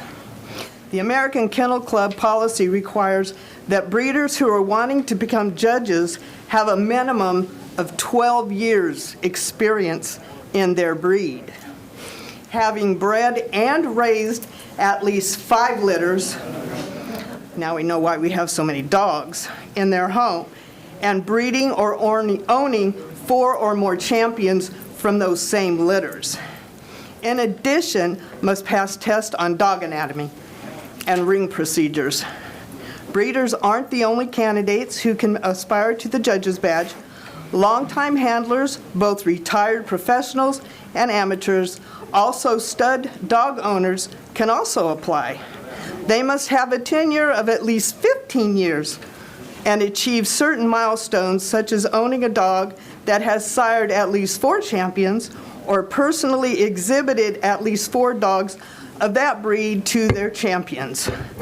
The American Kennel Club also has a college, so you can learn how to be a breed identifier. Along with that, this was presented by the city. This was also presented by the city, and so was this. The AKC says, the past history from the Staffordshire Bull Terrier, the modern dog, draws its character of indomitable courage, high intelligence, and tendencies. This, coupled with the affection for its friends, and children in particular, its off-duty quietness and trustworthy stability, makes it a foremost all-purpose dog. The UKC says, this breed is eager to please and brimming all over with enthusiasm. American Pit Bull Terriers make excellent family companions and also have always been noted for their love of children. BSL sucks. You guys need to change it. Amen. Thank you. Anyone else?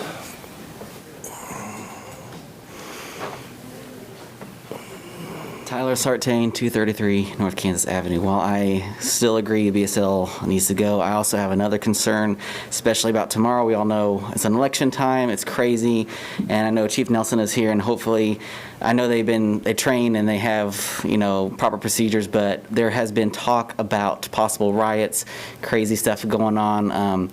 My cousin, who's a police officer in Kansas City, they have been seeing more increased tensions, and I just want to know if our city is well prepared to handle anything. I know Salina is small enough and we'd hope not to have any of that, but just so that our people watching can know that we actually have something in place in case we have any crazy things happen, which we're hoping that doesn't happen, but this year has proven to be crazy. So, thank you. Thank you.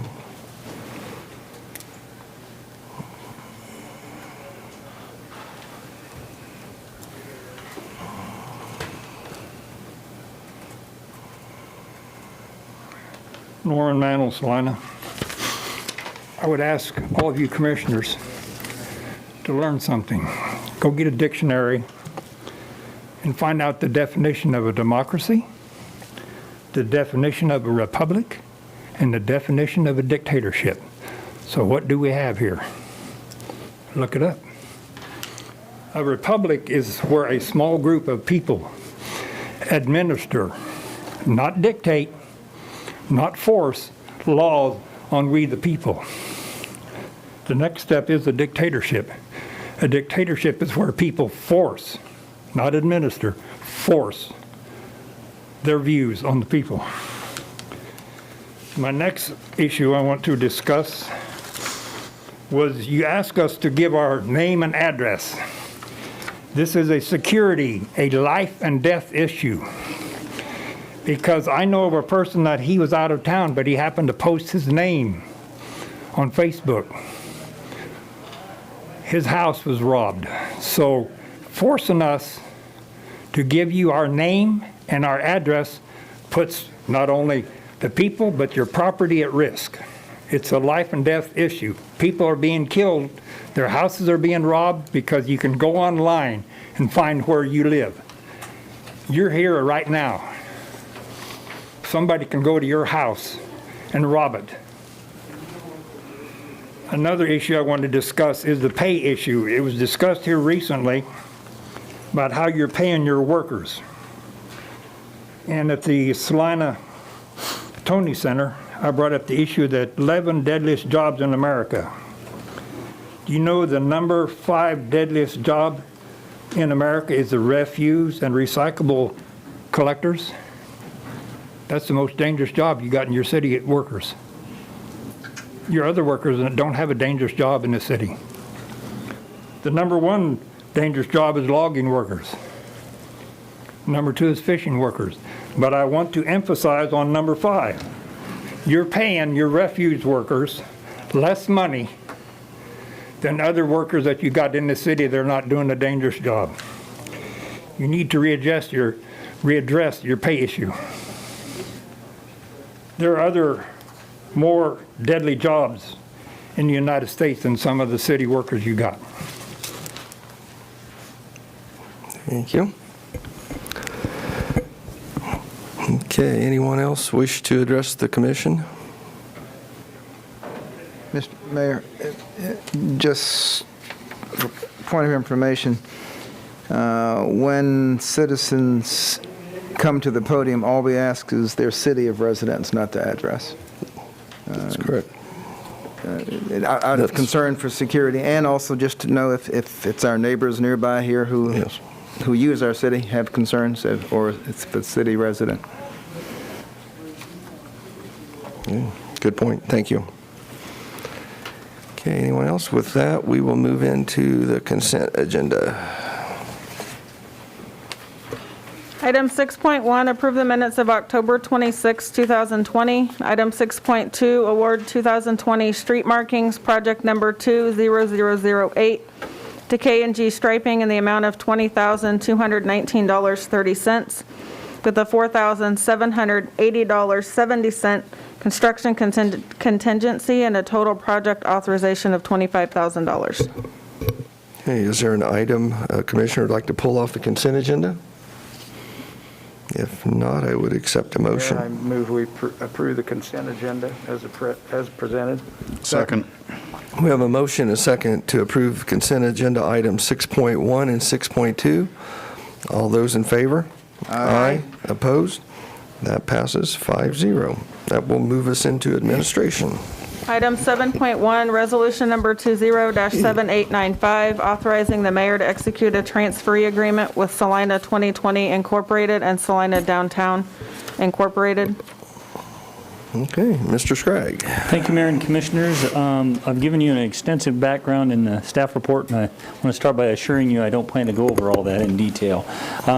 As you know, we have entered into a development agreement with Salina 2020, and it had a lot of provisions about various aspects of the downtown improvement project, from star bonds to tax increment financing to community improvement districts. And so as we enter into transferee agreements with individual projects, that generates questions about that structure. So what I've started doing is kind of building an overview background to include in the staff report for your reference that walks you through the history of the development agreement and the creation of the funds and the estimated balance of those funds. But my intention isn't to walk you through each one of those funds each time we have a project for your consideration. Just want to be sure to provide it for you as background information. So the item today pertains to a transferee agreement with Salina Downtown, Inc.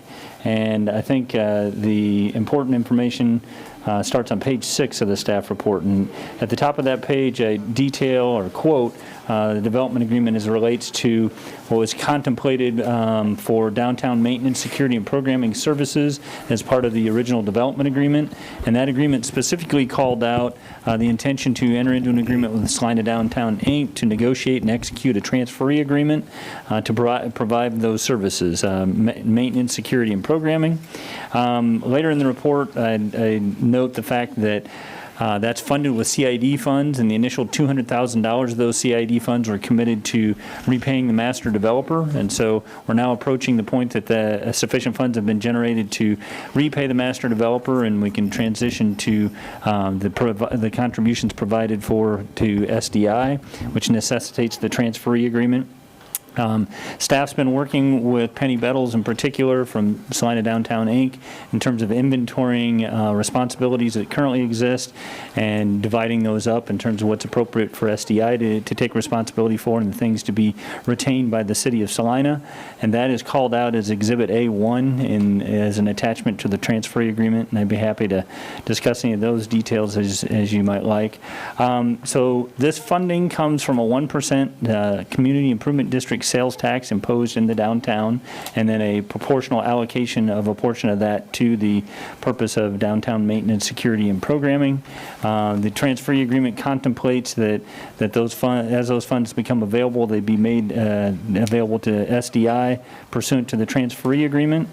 With respect to our fiscal note, these are essentially pass-through funds, and it is pay-as-you-go, meaning that the payment obligation only corresponds to whatever is actually generated by the CID Improvement District. There's no ongoing obligation for the city to provide funding in addition to and supplement to the pass-through of those CID funds. And so and the resolution that's before you is authorizing the mayor to execute the transferee agreement as contemplated by the development agreement with Salina Downtown, Inc. The options we've identified for your consideration are that you could approve the resolution and the agreement as presented. You could approve it with amendments as you deem appropriate. You could postpone consideration to a specified date and time and provide direction about any additional information you'd like staff to provide you for your consideration. Or you could vote to deny the resolution, resulting in the need to further negotiate an agreement with SDI. As I said, the form of the transferee agreement is a template that was negotiated as part of the original development agreement. It's been filled in to reflect the agreement being between Salina 2020, Salina Downtown, Inc. and the City of Salina. And then it makes provision for the payment of those funds, and it provides a scope of services to be performed by SDI. There are annual reporting provisions provided for in the agreement, both in terms of financial reporting as well as proposing an annual plan of work. This is all contemplated to begin in 2021, on the assumption that we execute this agreement, then Salina 2021 would need Salina Downtown Inc. would need to prepare a plan of work for 2021 for our further consideration. So with that, I'd be happy to answer any questions that you might have. Okay, questions for staff? I've got a couple. Basically, in regards to the CID, do we have any sense on how it's performing versus our projections?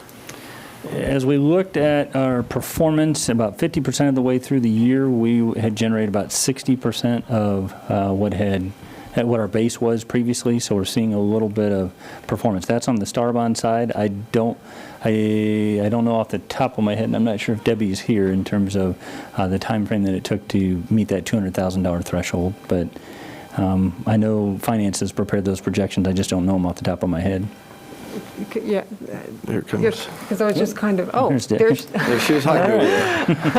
Debbie Pack, Director of Finance. We did meet the $200,000 base in September, so there were funds available in September, and now in October that will be going out to the SDI. That's okay. I don't know if we had a specific projection, though, in those numbers, but the 2,000 was the base number we had to meet before. Right. I didn't. We could go out. Where I was going with that, and you might be able to help me out here, just in terms of extrapolating that over the life of the Star Bonds, which is what, 20 years?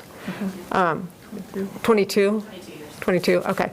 That's going to get us about, what, $110, $120,000 annually we're hoping to realize from the CID. Is that correct? The numbers I've been seeing for the downtown CID, off the top of my head, it was probably not very good. I think it was about $20,000 a month. I know the number that SDI was eligible for, the first month that they were eligible was a little over $5,500. The current month is about a little over $8,500, and they're about 40% of that number. Can't remember if it's 40.8 or 48.0. And thank but you I think they're 40.8% of the total. Thank you for making that distinction, because I was specifically talking about the pot that goes to, or the portion that goes to SDI, since, so yeah, and I didn't make that clear. 40.8%. Yes. 40.6, the initial 40.6, projection, 40.6, I knew yeah. that the initial number. projection was essentially $7.5 million over the life of the CID Right. district, and that was for three purposes. 40.6 of that going, I'm Right. sorry, let me back up. That would then equate to about $345,000 a year, and then 40.6% of that going to SDI would equate to about $138,000 a year. Okay. If we meet the projections. We could fall short, or we could exceed them. Gotcha. Thank you. I appreciate that, because my math came out to somewhere around $112,000 up to $140,000 a year. So I just wanted to make sure that what I'd extrapolated was the right thing. I do have, I think, the questions that I have regarding Exhibit A1 that kind of breaks down the different responsibilities in terms of what SDI is doing versus what the city is doing. I had a couple of questions regarding parking enforcement and sidewalk dining. Is that just like monitoring of existing conditions, or can SDI play a role in reviewing and approving sidewalk dining options? They certainly could provide input. We listed it as city just because it's our process to go through the permitting process, but we could include SDI in those deliberations. Okay. And then the area that I'm kind of concerned about, just because it was an issue when I was with Salina Downtown, and it's something that I heard a lot about, is the upkeep of the landscaping. And maybe that's not a question for staff. Maybe that's something that Ms. Bettles is going to address. But I saw that it was broken down between perennials and trees, responsibility of the city, versus annuals would be the responsibility of SDI. And I'm assuming that probably mostly looks like the freestanding planters. And I guess I'm just kind of concerned that, who is going to be the overall point person in terms of making sure that these landscape beds are looking their best, because we've invested so much and they look great now, but I don't know if everybody was copied on the email that I got about the conditions in like the 7th Street planter beds, but I know that's just, I know the city doesn't have staff to keep it like we want to, and I guess my question is SDI going to have like a full-time person who's going to help out with that as well? Well, just so we're clear, with respect to the perennial landscape beds, those would be the city's responsibility. Right. I'm hopeful that... I'm sorry, I may have said perennial, I meant annual. Oh, okay. Yes, then that would be SDI. While we're talking about it, I'm hopeful that kind of dividing out this responsibility will allow the city parks department to concentrate more time and effort on the perennial beds, and then this additional funding should help SDI to be able to tackle the annual plantings. But with respect to their intention on the annual plantings, I'd have to defer to Penny. It is our goal with the increased funding to either have 2 part-time, because within that scope of work, we're also going to take over the pedestrian trash can pickup. So either that will look like 2 part-time maintenance workers or 1 full-time to take care of that.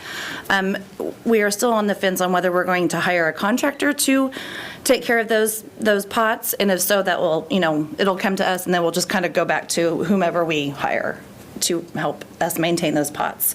I got you. So the SDI's responsibility looks more like the freestanding planting pots. Those circle pots. Yeah, okay. And then the landscape beds are actually city. Yeah. Okay. Yeah. Okay.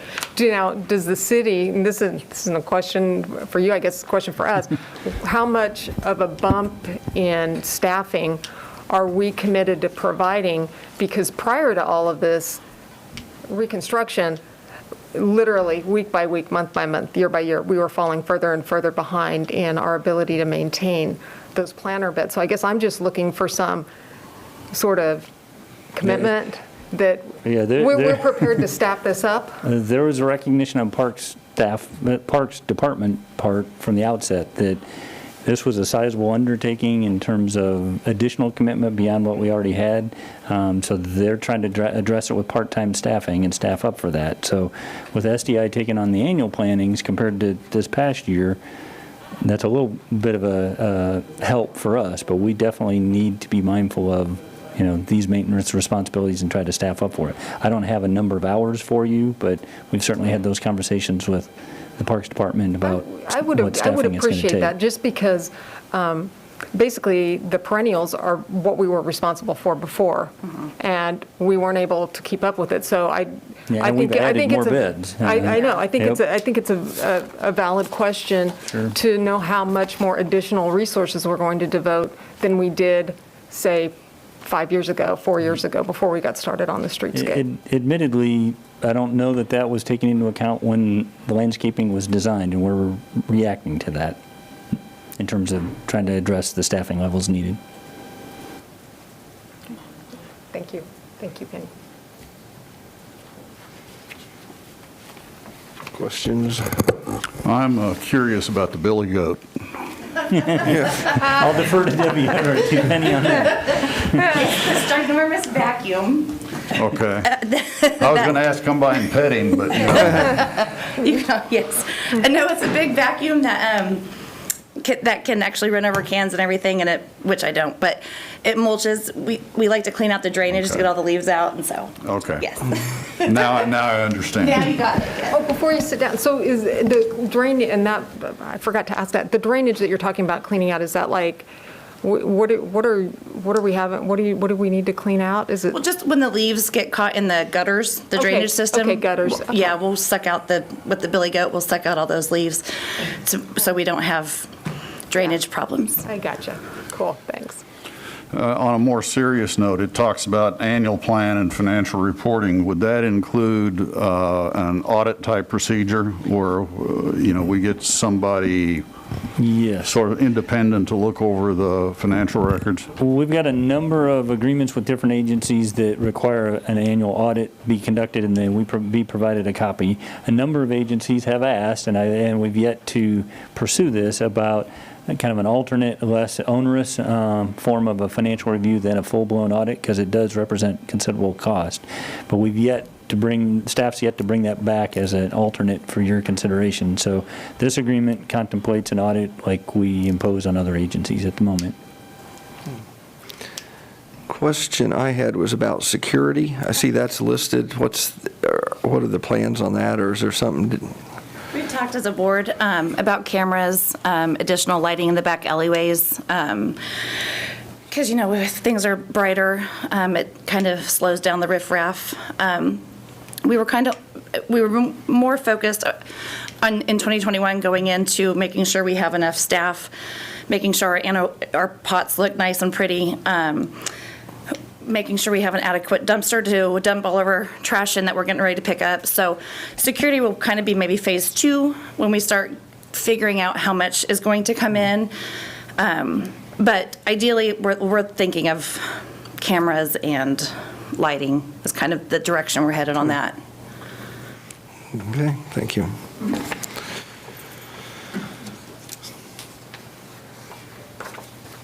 Okay, any other questions?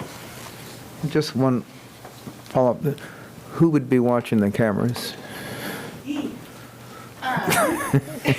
Great question. Not quite sure. That's just something that we'll have to think about and figure out what's out there. Well, I may be able to help in that regard. Just the fact that you have a camera, if we have an incident, and being able to go back on the video from that camera is helpful to the police department. So it doesn't necessarily have to be observed as it's occurring, is being able to go back and have video evidence after the fact. And sometimes cameras are just a deterrent. Yeah, Just having the presence of them. Yeah. Having them.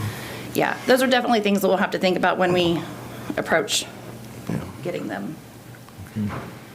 And I wouldn't put that on the city as a responsibility. Okay, any comments from the public? Okay, if not, I'll bring it back to the commission for action.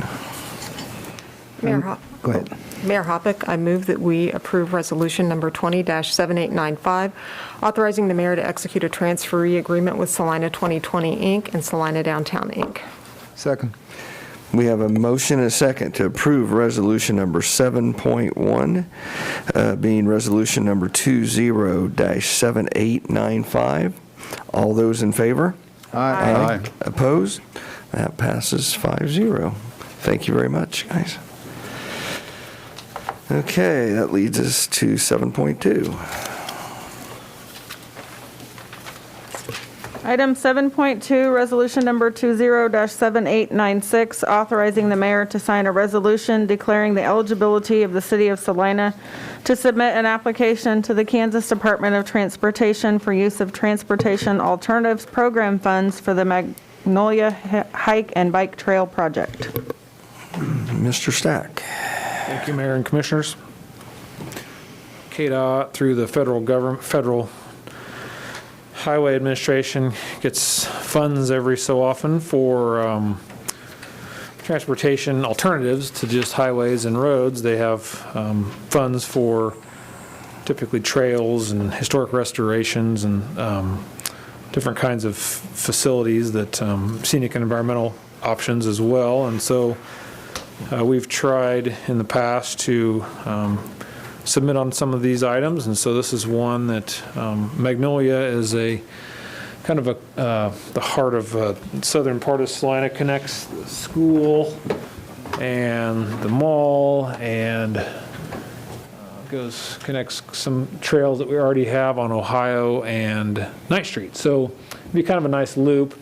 We actually submitted on this a few years ago when Dion was here in the early 2013-14 time frame. I can't remember exactly when, but we didn't get funded for it then. So we thought we'd try again. It's on our bike master plan. It's a section that we feel like would be a big benefit to that part of town. So we just, this is what we've come up with. It's has to basically surface transportation, highway trail, one point to another, pedestrian bicycle trail. So we don't have any sidewalk between kind of the water tower, the Belmont area, there, and there's just no sidewalk at all, and there's no sidewalk on the north side of the road either, other than just going to the apartment complex. So it's kind of a hodgepodge mess out there of sidewalks. There are some east of Belmont as you go over towards Ohio, but the school was really supportive years ago of trying to make that a little wider trail. So we are proposing that for submitting to KDOT. And this is a little newer program. It's called MAP 21, but it's basically the same transportation enhancements off the roadway, basically. They required us to submit a pre-submittal in July just to float the idea by them. So they said, yeah, this would qualify for whatever criteria they have. So at least we passed the initial screening, that we're not wasting our time or putting in something that has no really hope of being funded. But it's a competitive program, and depends on how many other people submit or how many other cities submit and how much money is available, basically. So we've proposed this section. It is preliminarily making a 10-foot wide trail from Ohio to Ninth Street, or close to Ninth Street, not quite, but close to it. $478,000, 20% would be $95,000. We have approximately $50,000 a year that we try to spend on hike and bike trails. So we could either utilize that money or some of our sidewalk money if we actually are funded and have a match. Make the money go a little farther. So just kind of shows the corridor there. The way Kent put this together is these are, we didn't include all of these, but you can basically, when it goes to KDOT, it's a Google Street View hot view link, so you can just click on the link, takes you to that exact photo in Google Street View. Google Street View is just really nice for all of us to be able to use and walk yourself down the corridor. So this is actually basically entrance to the Midstate Mall right here, just right by the Blind Pig and the old Big John's Brewing Company thing there. But the bottom line is there's a kind of a nice residential route in there as you go to the east and to the north, and then back east over to kind of the Highland area. It gets tougher to get a sidewalk in through here, or a 10-foot sidewalk per se. So we feel like we'd like to do a 10-foot sidewalk in this area here on the bottom photo, but right-of-way is tight, and as you walk yourself through there, there's a veterinarian clinic. Let's see, I don't see that picture, but as you kind of go through there, it's a veterinarian clinic. There's a lot of trees. The right-of-way is tight. There's fences, and there's already a 5-foot sidewalk there, so it's arguably can still be a nice walkable community or walkable path. But the bike trail would really be most advantageous from here to the east, because there's nothing to walk from in this area at all. So you're just walking in the grass or behind the guardrail, basically, or in the ditch there. That's a pretty large ditch. We have to widen the box culvert there, and that's a fairly pricey thing to do, but it's just part of this project. So something that we decided we'd try to do and propose with this project. And then you can see there, that's kind of the South High sidewalk. It's a fairly narrow sidewalk, but it works. It's just the school would like a wider one. It would be good to connect Jerry Ivy Park and the school, and then all the way over to the Central Mall and the kind of that community, the other 10-foot trail on Ninth Street. So it's our proposal. We entertain questions, and there's plenty of options out there. We don't know what our likelihood of getting funded is, but it seems like it comes up every year or two, so we'll keep trying. I would entertain questions. I'll start to my left this time. Anybody?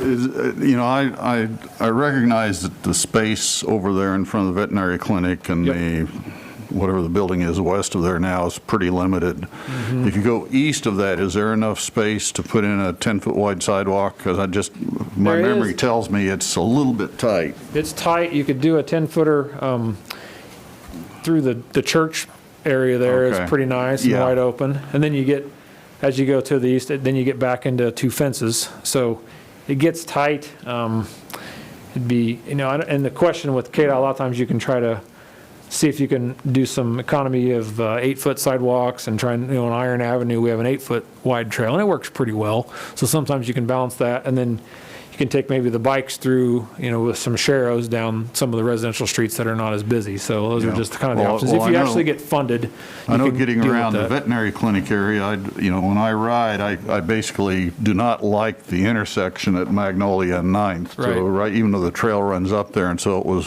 it's pretty common to see bicycles take that back route to the east and Okay. over through that residential neighborhood anyway. So that's not a bad solution to that. That was kind of our hope. And then if KDOT, we have a phasing kind of a diagram, and so sometimes they'll only fund a portion of it. Well, then we can just fund the part to the east of this area, and that would probably be the most bang for our buck with the sharrows or some other way, and like Rod was saying, back through the neighborhood a little more.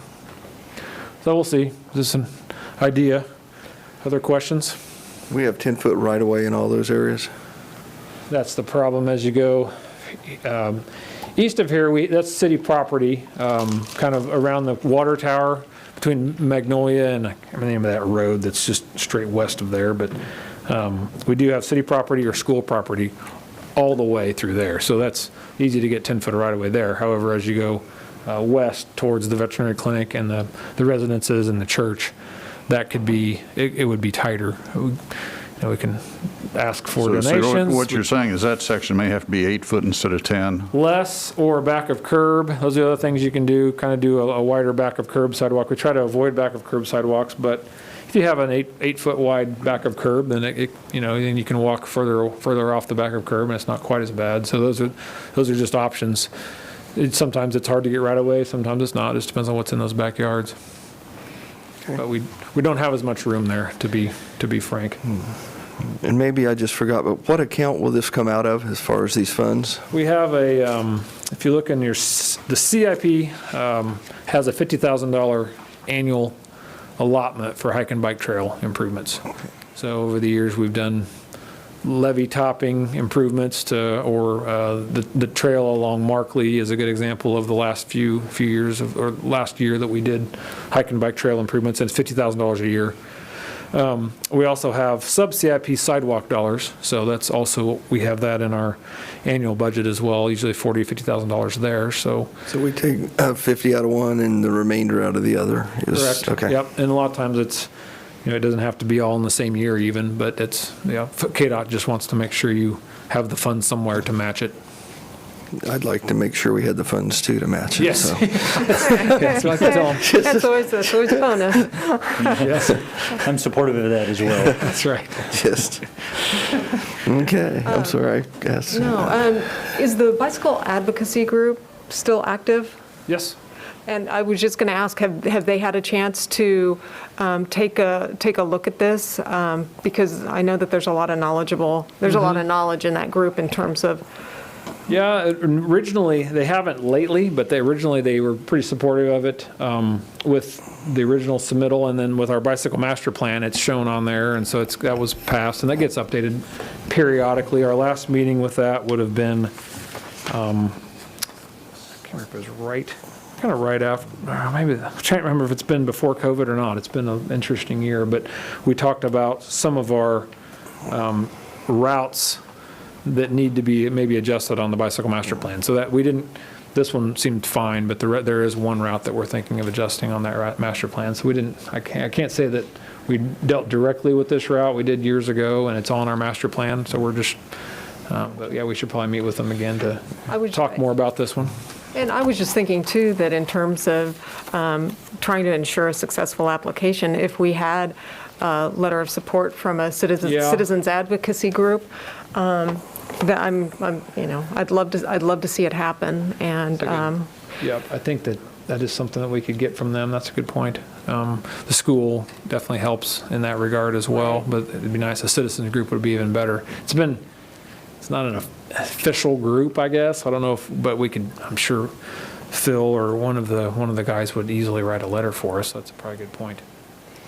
And I don't think Dan mentioned it, but if we're able to get the entire segment from 9th Street to Ohio, that'll complete a loop from 9th to Schilling, Schilling to Ohio, Ohio to Magnolia, and then this would close that fourth leg.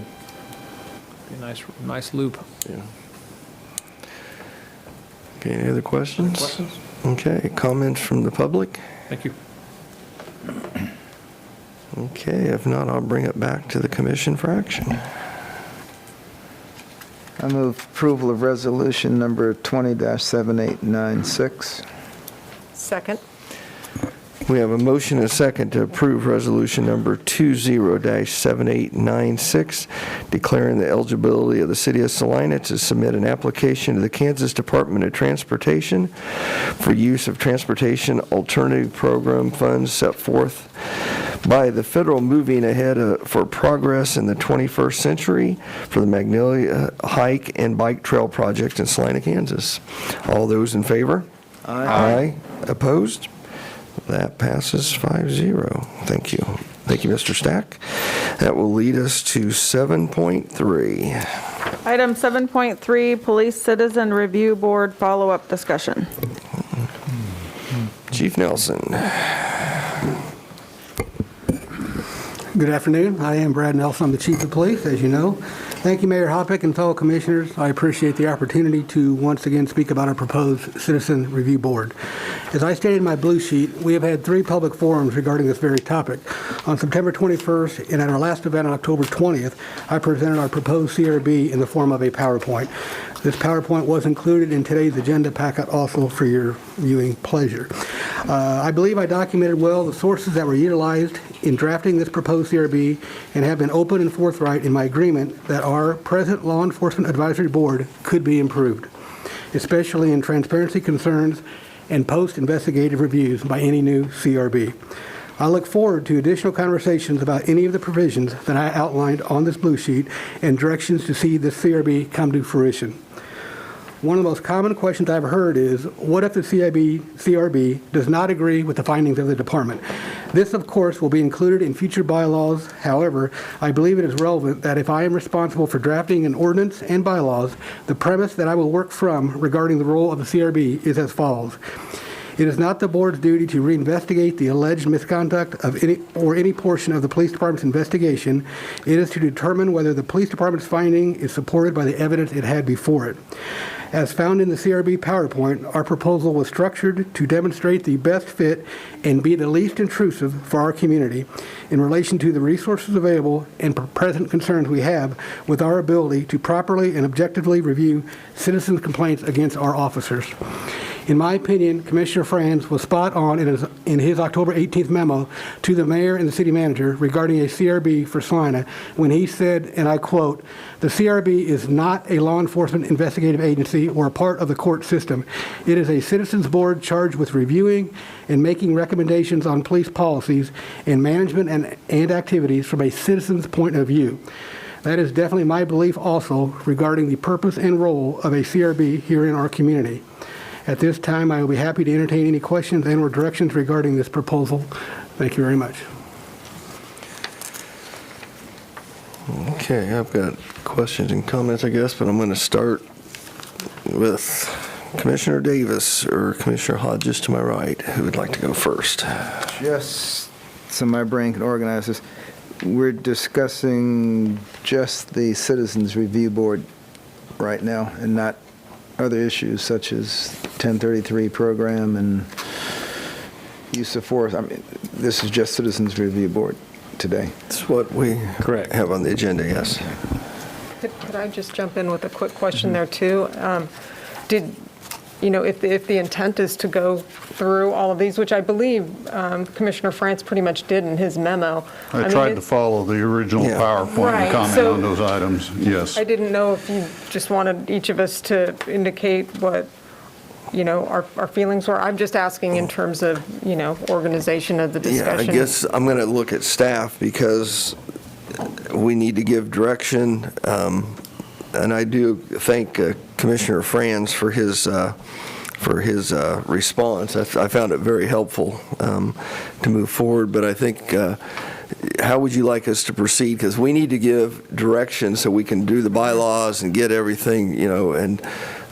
Right. As you may recall, your initial conversation was there was a lot more discussion, and we had initial forum, you provided feedback, and then you asked for a second forum, and kind of concluded that there wasn't an opportunity to provide additional feedback. So our intention today is to give you one last opportunity to provide us some direction as we draft an ordinance for your consideration. So we're trying to facilitate your conversation. I don't know that you need to go point by point if you agree or if you don't have anything of concern, but certainly want to get from you collectively your expectations on anything of significance to you. So I think the blue sheet notes, and I would call it out here as well, there's additional detail that we're going to have to flesh out as part of the ordinance, but we're trying to hit the high points in terms of the staff presentation and your discussion points today. I have comments that I made on items as I went through the Commissioner Friends' I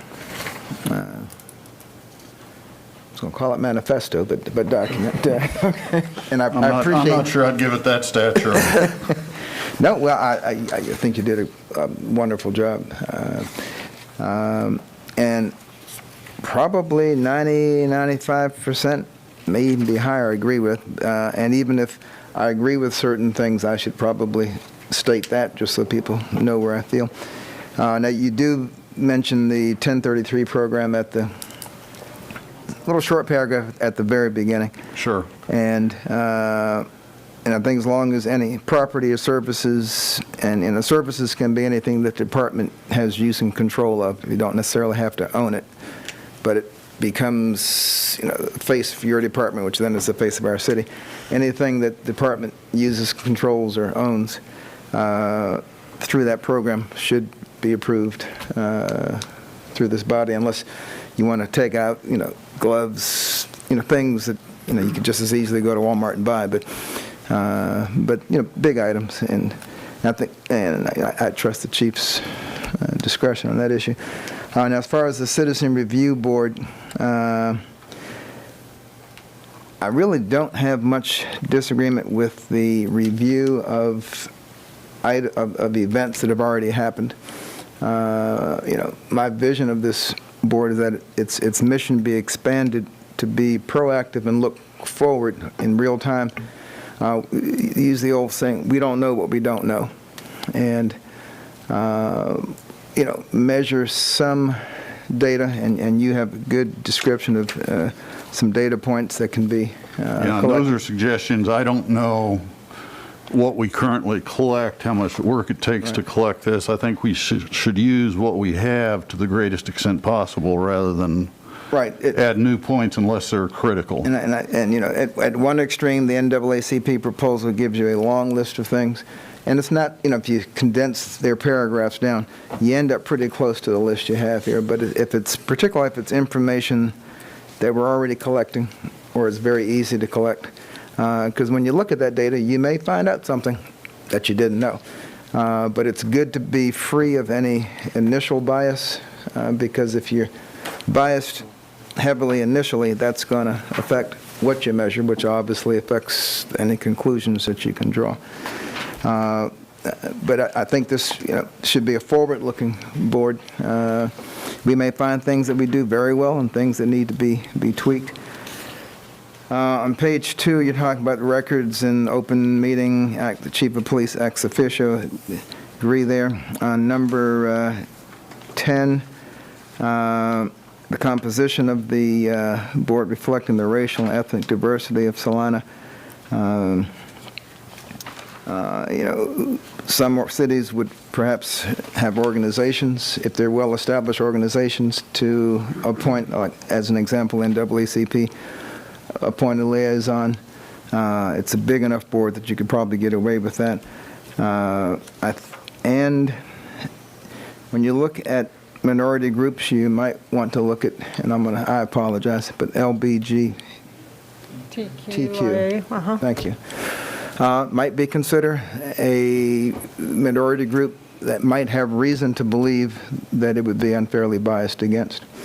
I would agree. That's one of the groups I intended to encompass in that term. It probably wasn't the best term to use, but I was struggling with what to say and keep it short. I'll take the weight for not phrasing it correctly then. And don't think, I personally have no problem, in fact, would encourage current LEAB members to apply to be considered for the current board. I mean, they're certainly the most up-to-date as far as some of the procedures, and they would not constitute a majority of the new board if it's 11 people. The use of force, I'll say that for a different discussion, but I think this board should be active in those discussions. At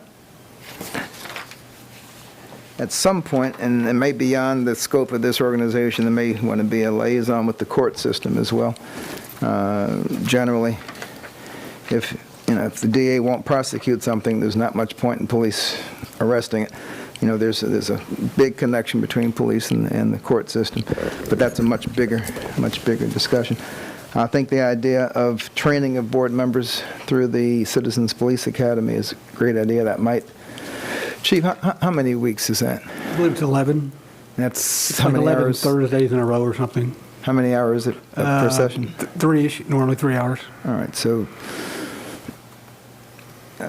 maybe a little onerous, but I can't think of a better That's actually fairly common, and as far as the foundation of what policing is, I think that's a phenomenal program, and that's why I'm going to recommend that occur here if approved. I think that's a great idea.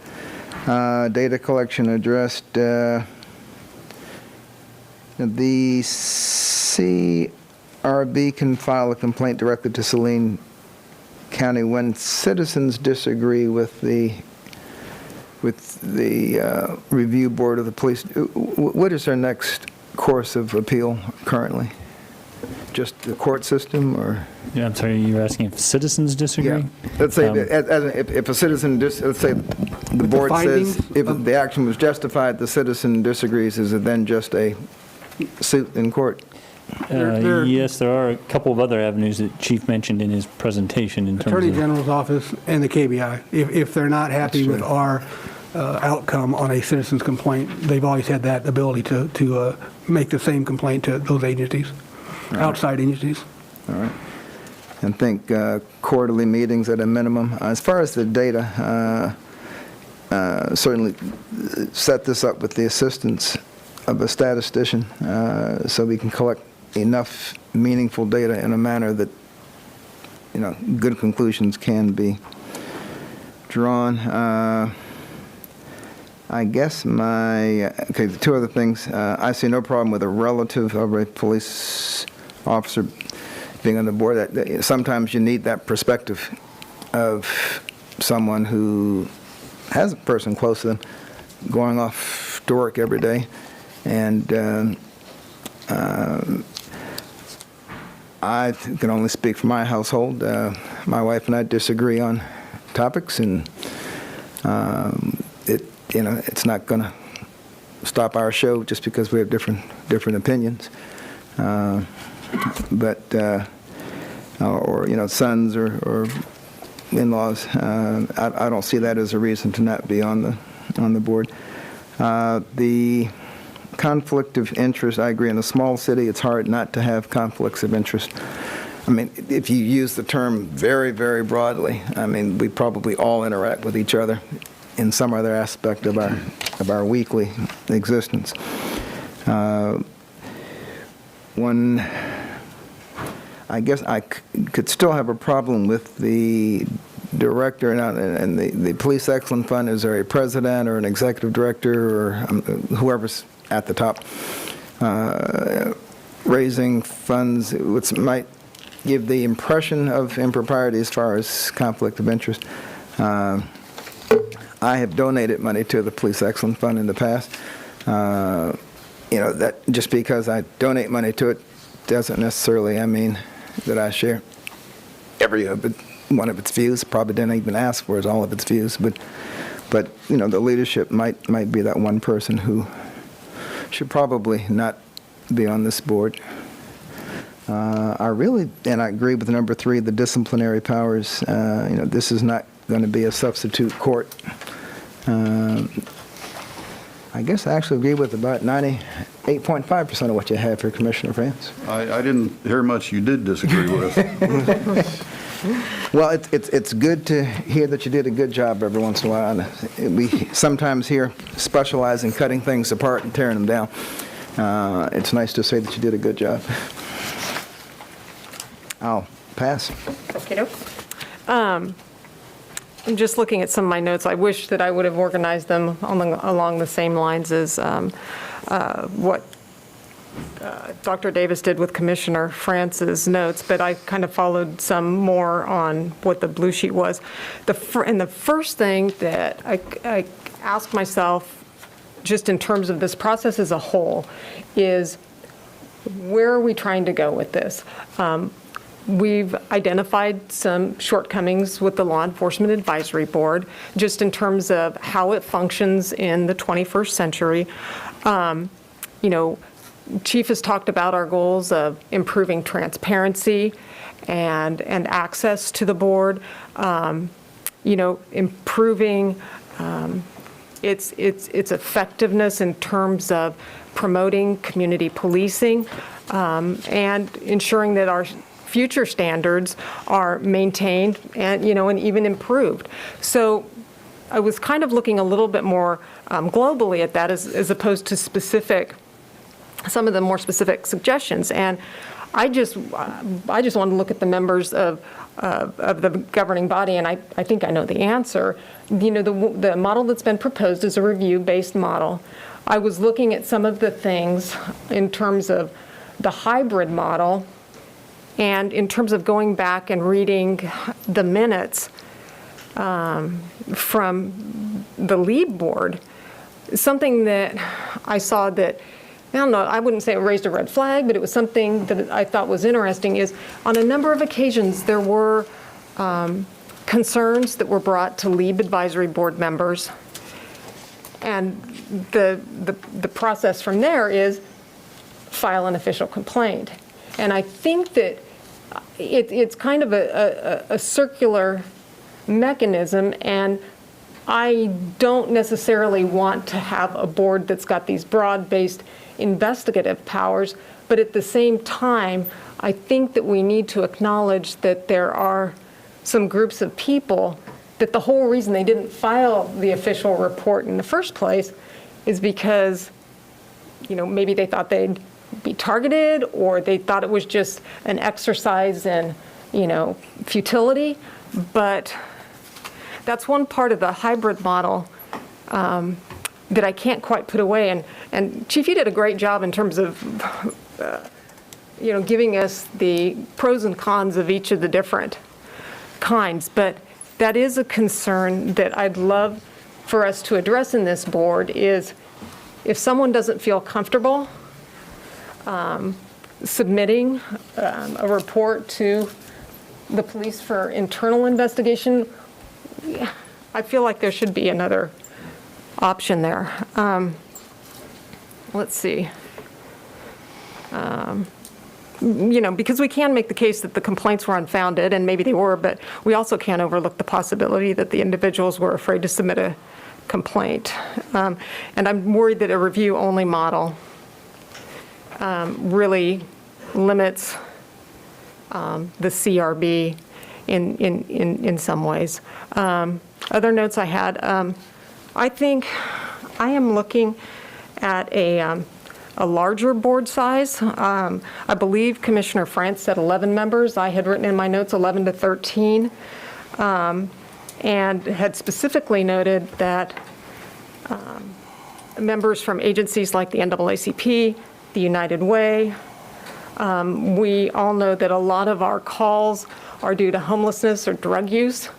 So if we had a representative from Ashby House and CKF, I'm just trying to get the right people as part of the conversation. And I think that if we went with a larger board like that, it would allow us to do that. And I think it's important to have that.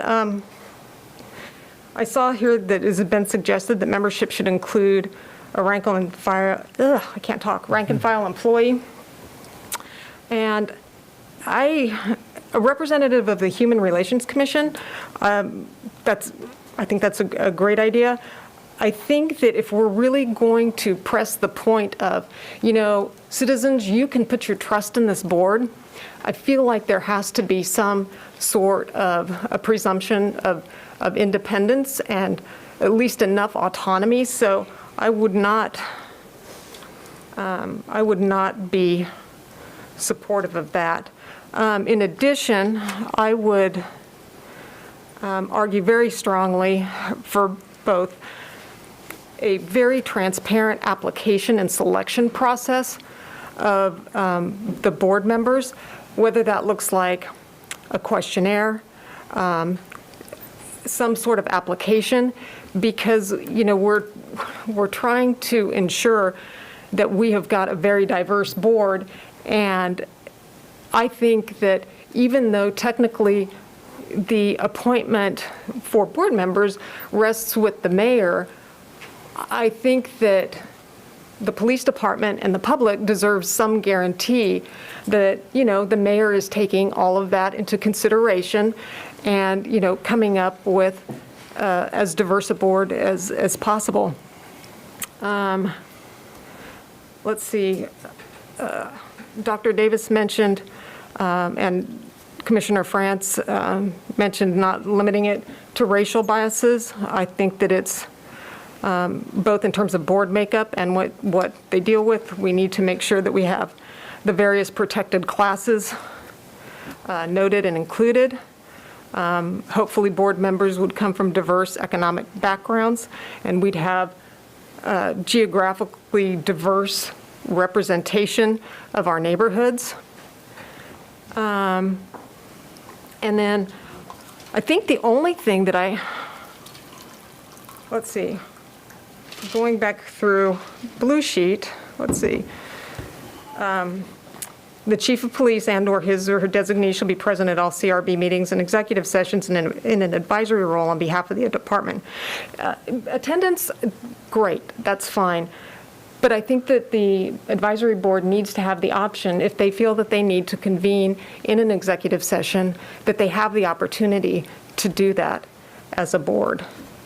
I loved Commissioner France's suggestion that the staff liaison be someone that is not within the police department, and I thought the deputy city manager was a good suggestion. Sorry to put more on your plate, Jacob. You're welcome. I didn't ask him his permission, by the way. And Yeah, Commissioner that's unanimous, Hodges, 5-0. Good luck. Commissioner Hodges, if I might add, one of the reasons for that was the concern you mentioned earlier about reluctance to file with the department. I think there has to be a strong civilian presence on the part of city employees involved here also. Exactly. You said that much better than I did. In terms of completion of the Citizens Academy, I think that's a good goal, and I could see if we required it of like our chair and our vice chair, but I keep coming back to the thought that, we're trying to get the shift worker, the marginalized person, and to me, I don't, I think that sounds like a really big time commitment. And I'm not saying that it's not valuable. I'm certainly not. But I'm just thinking about making it an impediment for some of the people whose perspectives would be most valuable. So I don't have a problem if we were to, make that maybe available to all, but only require it of. Yeah, I might say I said that without knowing the time commitment it required, so that's probably on me, and I still am not certain how much time it's required. Perhaps we could do something a little less onerous for the majority of the members if that is an issue. Yeah, and then, let's see. Sorry. I've got Commissioner France's notes, my notes. Oh, the only thing that I had just a fundamental disagreement with, and probably I'm not, I may not be, I don't think I'm in the majority here, is I think it is really important for us to establish that family members, define what family members are, and stipulate that they are not eligible to serve. You made a great point about, your grandparents or your grandfathers having been LEOs, but when I looked around in terms of family members and the definition of immediate family members, in both at a state level, a national level, a surrounding state level, Kansas really doesn't have one except as it's related to nepotism. And the only guidance that I could find was in an old ethics commission decision that had determined that immediate family was parents, wife, husband, children, and siblings. The state of Missouri and a lot of others use the criteria that immediate family member is defined as a parent, sibling, child, spouse, grandparent, or grandchild by blood, adoption, or marriage.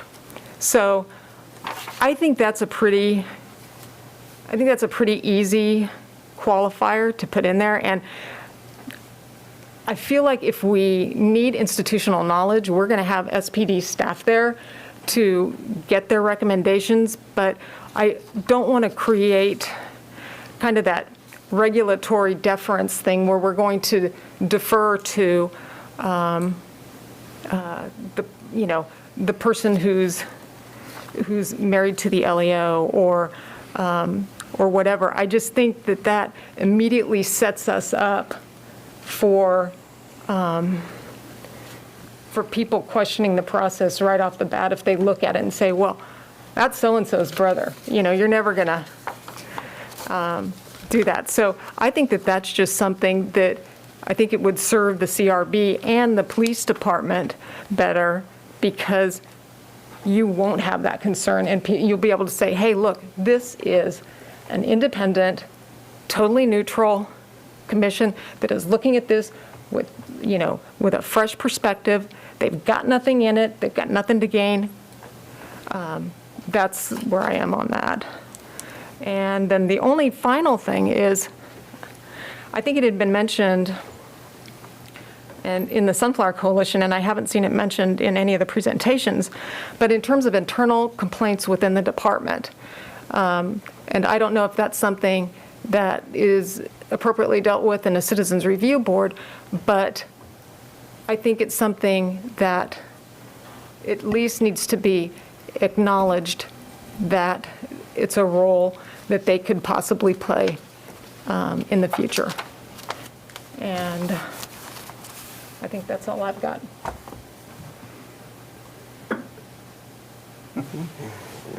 Sure. I would only add to the conversation. I mean, there's many facets to this, and I think that the chief has done a great job of distilling it down for us. I'm just interested to see the policy get and put in front of us so we can, we'll probably have to vote amongst ourselves about some of the different aspects. I agree with the chief that the board should only recommend, and they have the right to advise.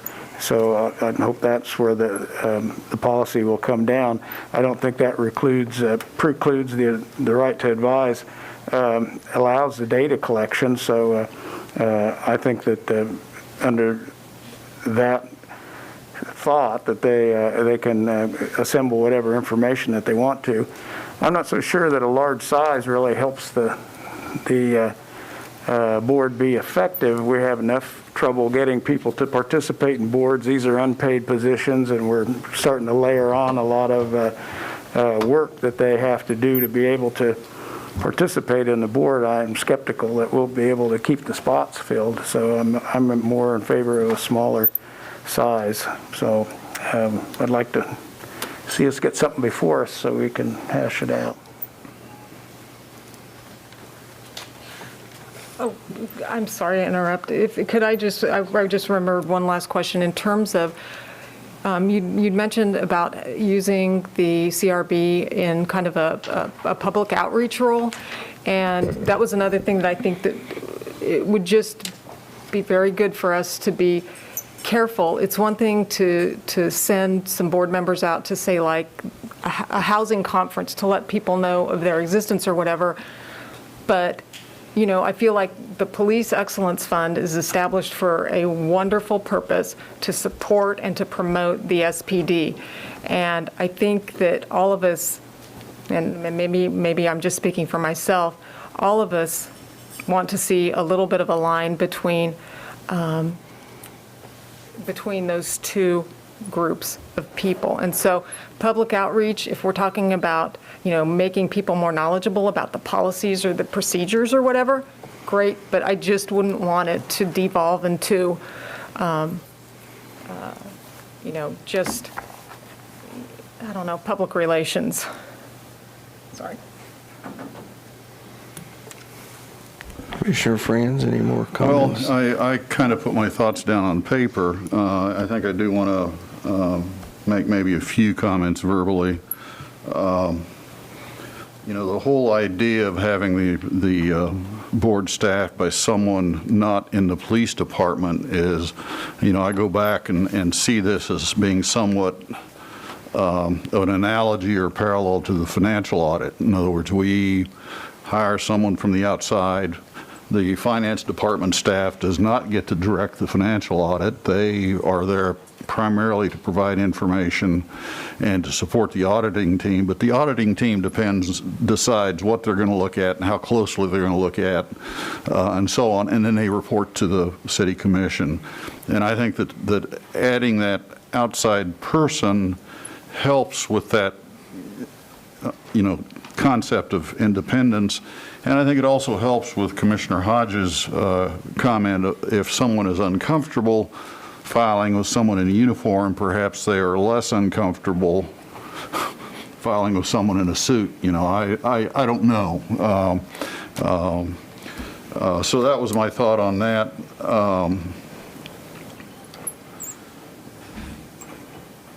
You know, in terms of Commissioner Davis's comment about being forward-looking, I think that it's a very important role that this committee can play. You know, one of the things the auditor does is they don't just look at transactions. They look at policies and procedures that are in place. They look at the transactions to determine if those policies and procedures have been followed. Having a policy doesn't do you any good if nobody follows it. And then they come back with a report and they either say, yes, they did, no, they didn't, you're missing a couple. They make suggestions for internal control improvements. So I see this board as playing that role in a sense of looking forward and trying to stay on top of those sorts of specialized policies that the department has in place. And I'm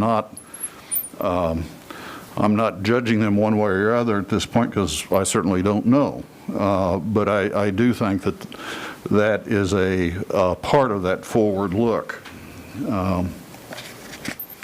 Community outreach, I think that's very important. People need to know they exist, and I think the fact that we go through an appointment process, you know, annually or semi-annually or whatever it turns out to be, is a part of that. But I do think that they need to have an outreach component.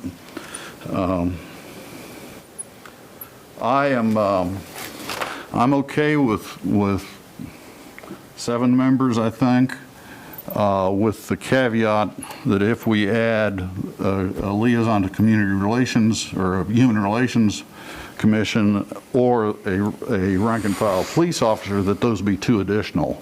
So we'd be at 9 then. I do have a little bit of an issue with identifying too many specific community organizations that will be bringing members forward. Maybe they can recommend people to the mayor or something like that, but I'm not sure that I'm comfortable with having, you know, CKF gets 1 position. I agree. Because, you know, it doesn't take very long with 7 members before you've used everybody up, and all of a sudden the citizen has no one there. They're all organizational representatives. So I'm not sure how to finesse that, but, you know, I'm sure staff can get creative if they want to try to walk a fine line between those options. I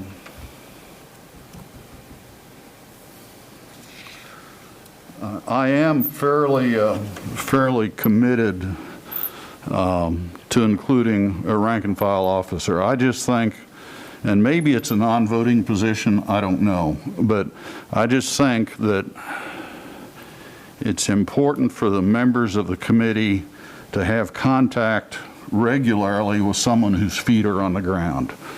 No disrespect to the chief, but it's been a couple of years since he had his feet on the ground on a regular basis. And so I just think that's, you know, an important perspective to be shared.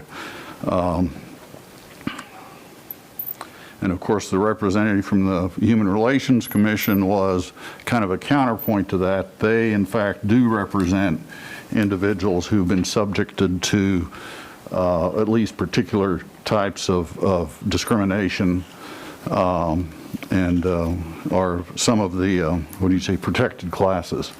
And so they have kind of the other side of that equation. So I think it's a balance. Quick question. When you refer to a member of the Human Relations Commission, is that one of our staff? I'm talking about someone on the board, on the commission itself, not our staff member necessarily. Okay. I suppose that it wouldn't necessarily exclude that, but I think it would be better if it was a board member. And could I follow up on one thing? Because as you were talking about, you know, designating specific spots for specific people, what I'm thinking about is maybe better expressed in terms of like the Heritage Commission or some of our other advisory boards where you've got, you know, an architectural historian or an architect or whatever. And if we do go with something that a slightly bigger board like the 11-member board that you proposed, you do, I feel like, have that flexibility to say, you know, a professional who works with the homeless, a professional that works in the domestic violence field or substance abuse, and so you're not tied into just like one organization, because a lot of them have a lot of I would not be opposed to giving the mayor the option to choose from a number of places for one or two positions if we go with 11. 11 to me is kind of a push. Once you get above about 9, you know, boards get a little bit difficult to manage. You know, 5's good. 7's not too bad. 9 is kind of a push, and the only reason I'm willing to go there is to get the 2 specified members I've identified. But maybe have two positions then that are also flagged, as you've suggested, that they come from a certain group of agencies or a certain group of interests. I don't know. I need to think about that one a little bit. Yeah, sure. And I'm sorry, I thought I'd read somewhere in your proposal that it was 11. I think I did at some point say, you know, 7 to 11. Yeah. The chief proposed 7, and I'm suggesting that we bump it to 9 to get the 2 designated positions that I'll admit I'd like to see. So other than that, you know, I think I've said enough. Okay, a couple things. I'm going to follow Commissioner Franz. I think 9 would be about as large a number. I see you get too large a boards, and it's hard to. People actually think there's such a large board, they don't have to show up sometimes, you know, and because there's other members. So I really would like to see it stay in that 7 to 9 member.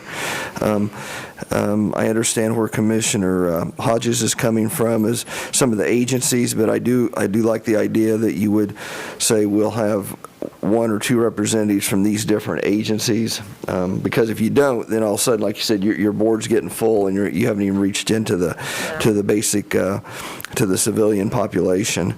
I do think we need to get some EOIs sent out, and maybe some interest forms, and maybe we need to I need to sit down with staff, and maybe there needs to be some different questions on that. I'm not sure that would apply to this board a little differently.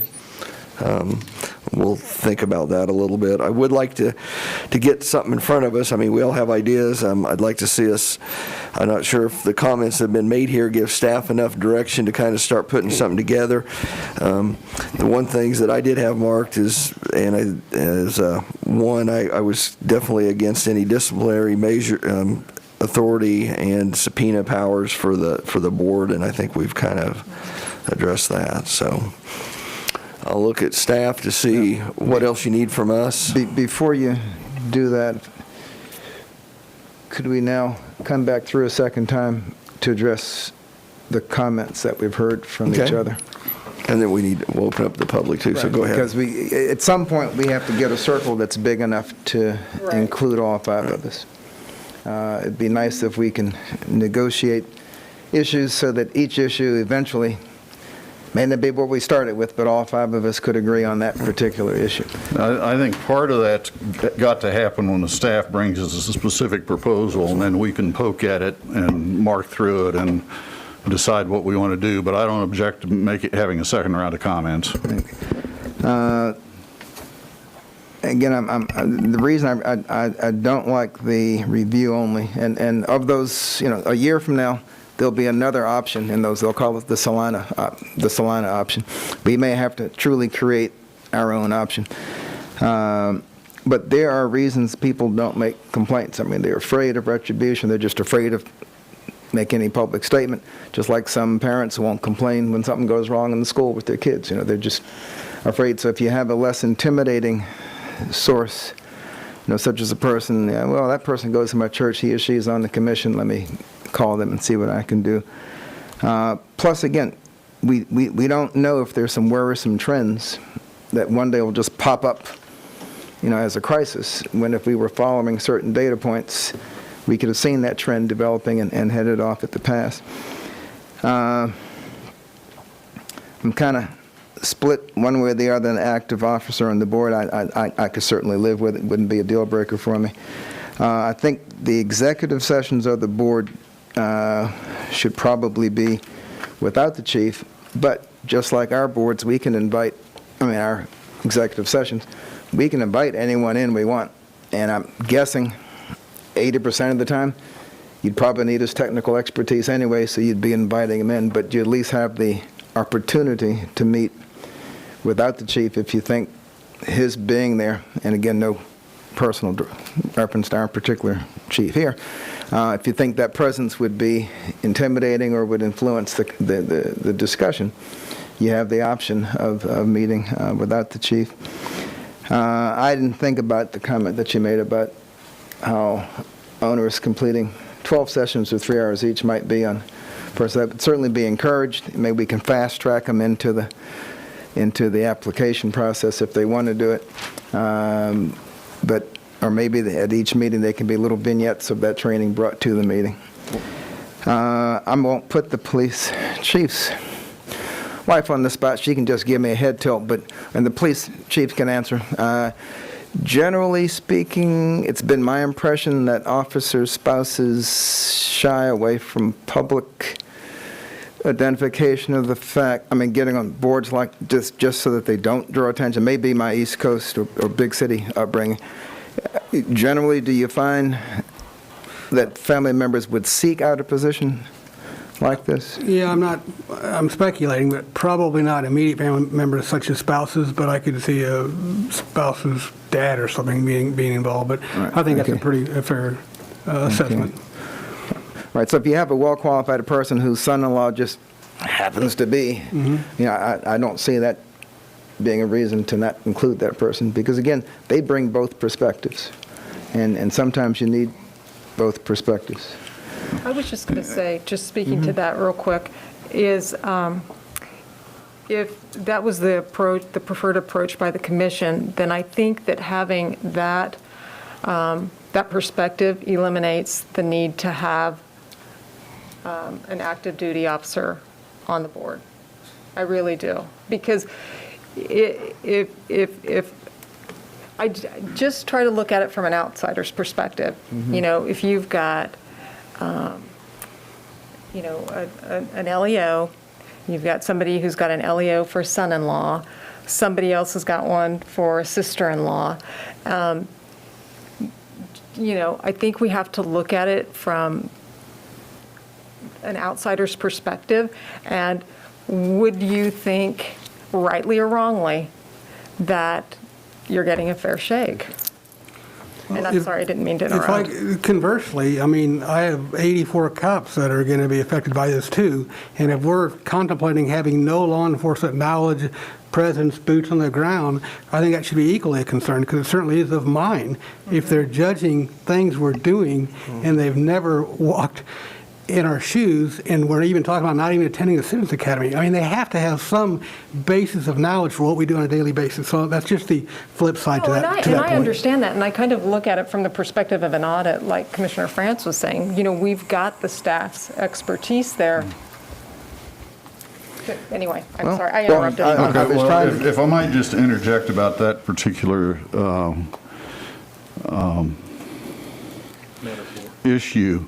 My objection to making a blanket exception at this point to all family members is we're throwing them all into the same class, and we're saying we know all of these people are going to carry biases, presumably in favor of the police department.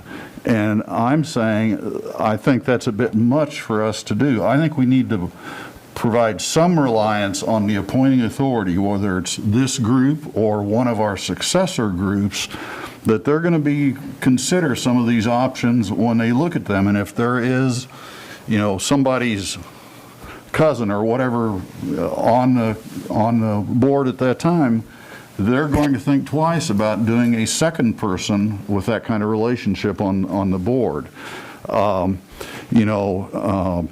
just think it's presumptuous for us to step into that position and just as a blanket rule say we're not going to consider this sort of person at all. And I don't mean, and if I phrased it that way, I certainly didn't intend to say I presume that someone with a family member who's an LEO can't make a fair and unbiased decision. That's not what I'm saying at all. I'm saying that if you looking at giving this board the best opportunity to be mainly to be perceived as just a neutral arbiter, that's where I'm coming from. Okay, and I don't disagree with that perspective. I think it would be awful if we would end up with a board with 5 members who were related to police officers. I mean, that's the optics are terrible. But again, I think I would defer that to the judgment of the appointing authority at the time, rather than us sitting here trying to predetermine that status. I guess the other way of looking at that would be, using that logic, it might be better to have someone who is an active duty officer sitting there. And you would hope that he or she would be fair in their assessment of what happened. Now, any profession, I don't care what it is, has its own brotherhood, and anyone here who's challenging that probably is living in fantasy world. We're all reluctant to challenge our colleagues, but there comes a time when you have to call a spade, and dude, you kind of messed up on this one. But sometimes when you know a person's position, it's easier to have a discussion with them than you're wondering, well, I know his son-in-law is the police, but maybe he doesn't like police. Some officers are embarrassed about their families. They don't, God, hope they don't find out that I'm related to them. I made reference in there to having 2 uncles who'd served on the Emporia Police Force back in the day, and they're both gone now, so hopefully that won't get struck by lightning. But neither one of them would have predisposed me to being positive about police work, because they did things differently, So anyway, Commissioners, I've been trying to let you deliberate without interrupting, but I'd like to build on a point that Chief Nelson made, and that is, as I look at this, I think there's a high likelihood that a lot of the deliberation of this body is going to be an executive session, depending on the topic, depending on the personnel nature of it. And this is, I don't view this as a trial and a jury goes in a closed room to deliberate and they've got all the information. They're making their decision in the executive session actively. And whether it's an officer on the board or someone, chief or someone representing the department, I think it's important that they're in that conversation to answer questions, provide context, but also then take away the rationale that the board reached the conclusion that they did so they can implement it. To leave them completely out of that discussion deliberation process concerns me, that it just creates a process, an independent process that won't have validity with the department and won't be effectively implemented. If I could add to that, legitimacy works two ways. I mean, I have to have legitimacy, we have to have legitimacy within our organization that whatever this board is, again, has some knowledge about what we do. And if we're somehow saying there's zero SPD representation on it, I think that's a mistake. But I mean, that's just because, again, legitimacy works both ways. No, I'm not asking for 6 of the 7 to be cops, but I don't think it's asking for 1. And I definitely backed off the ex officio after reading what you said. In fact, I agree with that. I'm good with that. Yeah. But the rank and file, at least one on there, I strongly believe if I'm going to have to go forth and say, look what I made, and sell it, I need to have some representation from SPD on there. And I would build on that having a rank and file member, while that may be helpful, if it's going to affect change, if there is an issue and it's going to affect change, police department leadership needs to be in that conversation. Not necessarily voting, but I think they need to observe that conversation so that they understand. And I don't think you want to set up a scenario where they throw up their hands and say, we have no idea how they reached that conclusion. Okay. Did I miss something? Because it was not my understanding that any of us talked about excluding leadership. Well, in the executive session, we were saying that the chief... I think the conversation was that it's not a shall, but it's at the board's discretion when it's appropriate to include them and when not. Is that an issue? Well, it creates a discretionary decision point out in the future that my concern is that it could be exclusionary when no expectation that the department leadership votes, participates, but to leave them out of that deliberation I don't know how effective that's going to be. So you want to preclude the board from excluding the chief from an executive session? And maybe it's not the chief, maybe it's someone in place of the chief. Whatever, internal affairs officer or whomever. Right. I think you... Would there be, is there a precedent, it's to the city attorney, where in this type of scenario, the board could direct that the chief not be included in the executive session?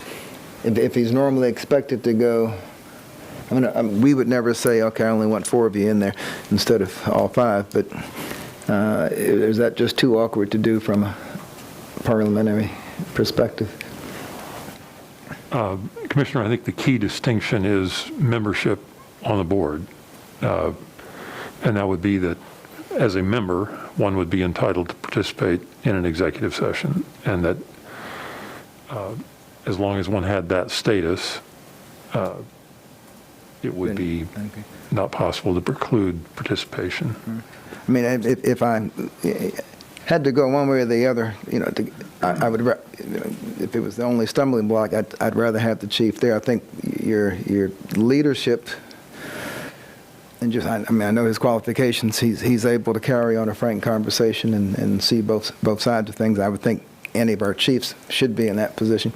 I'm just curious, do other cities have rank and file on the board? Because I could see where that was what I was going to ask. We're talking to you, not asking. Right, because that might put an undue burden on that officer. If an adverse decision was, well, dude, why didn't you look out for me? I could just go through excuse me, sir. I could just go through, I somewhat anticipated that question. Wichita has a member of WPD who shall attend all meetings. I didn't say the rank. Olathe has a staff liaison major. as they call them, major. Topeka is almost exactly like our LEAB today. Lawrence specifically says the chief of police or his designee shall serve as staff liaison between the city and the board. Riley County says the RCPD director will be on the board.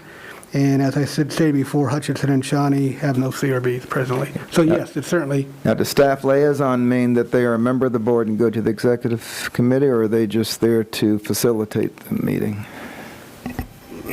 Without more information, I think it's inconclusive. I could go either way. I didn't find anything, but I wasn't specifically looking at something that would exclude them from being in a closed session. I mean, that's pretty specific. I didn't find that directly. All right. I mean, you don't make rules for the individual person. I mean, this guy's the chief for the next 30 years. I'd have no problem making sure he's there. There was a reference Herein for... lies the problem, though. Right. You can't set the rule for the individual.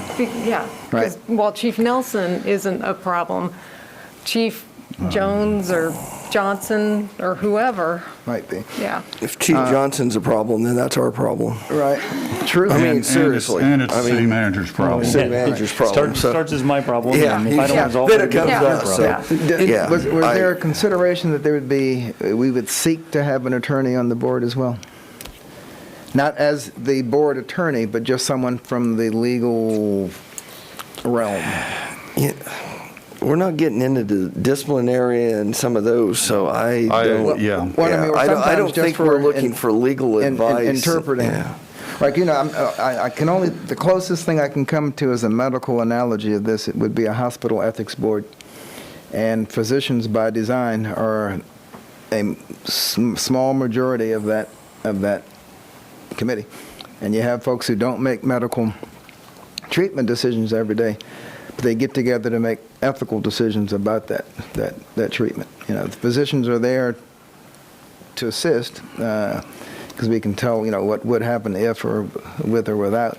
But it's a very wide, broad net of experience. I would suggest, and no offense to our very fine city attorney, but I think having an attorney on the board as a designated position is kind of,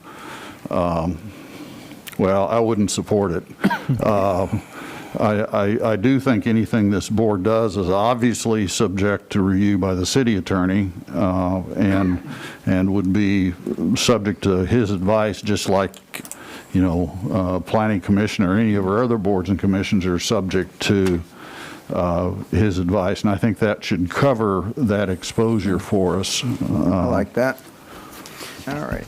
If I could ask, Dr. Davis, were you talking about the Kansas Board of Healing, their compliance and regulation board? Is that what you were speaking about? I was referring to our local hospitals ethics board, but the state has, there's several levels of ethics boards. Yeah, the reason I asked is I had pulled that up, and 14 of them are doctors, and there's one lawyer. The State Board of Healing Arts is completely different. Right. Yeah, that's all made up I was confused about of doctors, and I think there's chiropractors.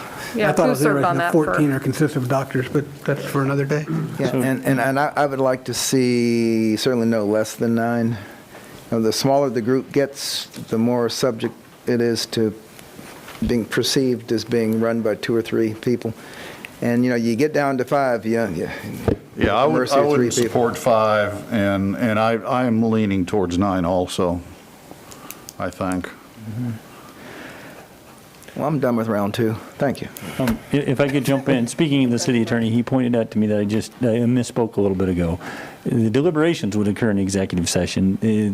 Just like you, they would have to come out in open session to actually make a motion and vote on a conclusion. So decision wouldn't necessarily be made in executive session, but the bulk of the deliberation could certainly occur in executive session. Just a follow-up question on that.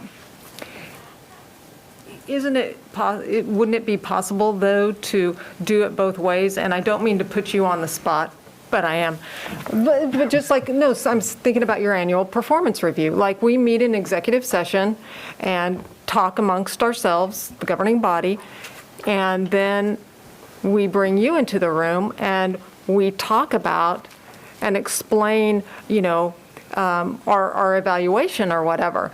And I wouldn't presume to ask the chief to carry our water for a decision that he had no investment in. But I think that there are times where you might want to discuss it as a board, bring the chief in, and go through some of that, and let him know what the concerns are, or what they're not understanding, and he can answer that. But I think that just to automatically include him or her, I just think that the board should have that option if they feel they need to exercise it. Well, and we can try to build some balance there. I mean, and I understand your analogy, but I guess my concern is, in that scenario, it's much more subjective with you determining the applicable criteria. Right. In these instances, if we have a use of force incident and a use of force policy and issues related to de-escalation, and there's no one in the conversation that is able to share that information or discern what conclusions impacted, or what considerations impacted that decision, they don't have as much discretion and subjectivity as you do over my performance about how, despite what policies currently say, that officer should have done something completely different. If we end up with an expectation that is personal preference, and that reflects on the officer who followed policy, we've got a disconnect. We have a morale problem. The board's not functioning effectively. And so my concern is all that happens in executive session doesn't get communicated, that they head down the path of a conclusion that may not take into account the information that they need, and then they reach a conclusion that's not communicated, that can be acted on and implemented. So I understand in certain instances, certainly if it's a complaint involved with the chief, or if there's some reason to have concern, there probably needs to be a mechanism to provide for that. But I don't know that we just want to proactively leave them out of that conversation. If it's ex officio, I mean, he could discuss it, but he would not have a vote. Did you have the deputy city manager as an actual member of the? I didn't have him as a member. I had him as the lead staff person. Okay, so he was just. So you say he would not. He would not be be a voting member, but he would be the one who would essentially work up the agenda, do the communications, be the contact for the committee as opposed to the police chief. But the human relations individual would be a member of the committee. Yes. Along with because you said 9 and you were adding those 2, so right. I guess if that person's not a member of the commission, do you count that as part of your 9? The deputy city manager. He does not count as a part of the 9. Okay, I thought you were. Because he's not a member. Okay, that was my. Yeah. Okay. And I'm sorry, but the Human Relations Commission person would be a voting member, and here's my only concern with that. In my mind, yes, that's the way I conceived it. Okay, because there might come a time where he or she, I don't know, I just think it's tricky to put a staff member voting on. Not a staff member, a commission member. Oh, that's right, a commission member, sorry, that went right over my head. Yeah. Thank you. Thank you. I did mention that as an alternative to the deputy manager, maybe the human relations director might serve as the primary staff liaison. Right.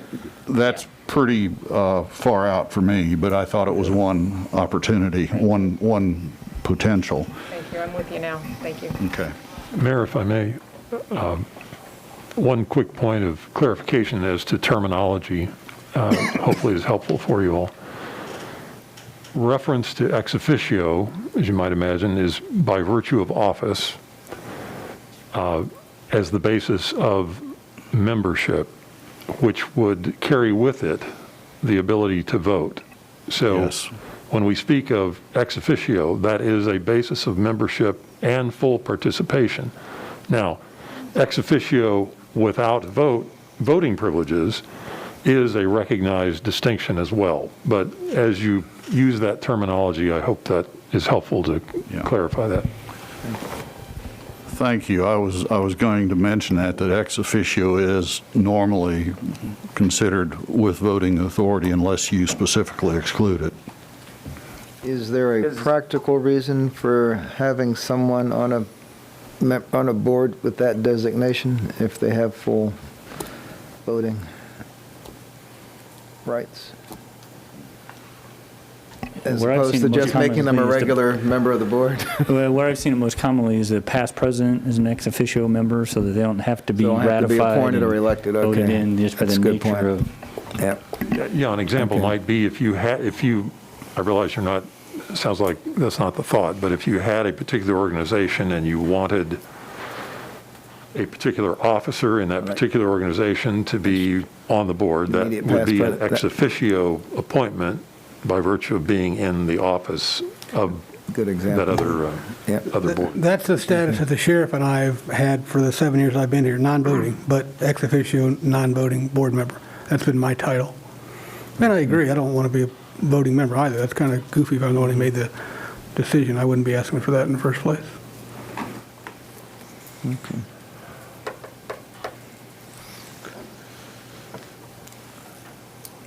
Okay. Are you ready for a motion? Yes. We need to Well, open it up I to mean- public also. Okay.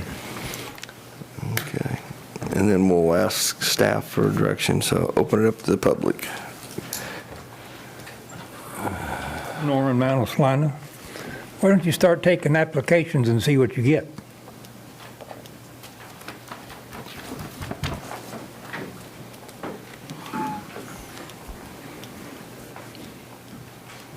Dalton McDowell, Salina. Melissa, at every time that Chief Nelson has come to the board, he has said there are several other ways that somebody can make a criminal or a complaint against an officer. They can go to the Kansas Bureau of Investigation, which they have a hotline for that. They can go to the Kansas Attorney General's office. I just think you asking that question multiple times is kind of ridiculous when he's explained it every time. And I would agree with what Chief Nelson wants to do. Let's do this. It looks decent. And the comment about not allowing any family members of the police department or having an officer on is ridiculous, because the family members of law enforcement officers don't know what they know what they go through, but they don't have the exact same knowledge as having a law enforcement officer up here. Because a lot of law enforcement officers do not bring their stuff home with them. So they only know certain things. That's all I have. Dalton, could you do me a favor? I think the chief deserves the respect that you gave him by calling him Chief Nelson. I think Commissioner Hodges deserves the same respect in calling her Commissioner Hodges. Okay. Thank you.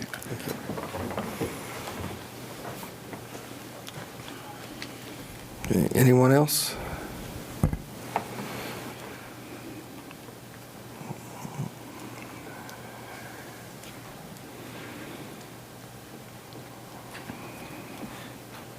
Good evening. Miranda Bachman, Salina, Kansas. I just wanted to state my opinion on a few things. I don't think that it's about the process of the complaints that we're filing or the lack of complaints that our people are filing. What I have a problem with is when things are found unsubstantiated or unfounded, there's no more investigation afterwards, unless you want to go to the Attorney General or the KBI. And I think that having a board with some authority in it would be good, just because of that fact, that if complaints are found to be unsubstantiated,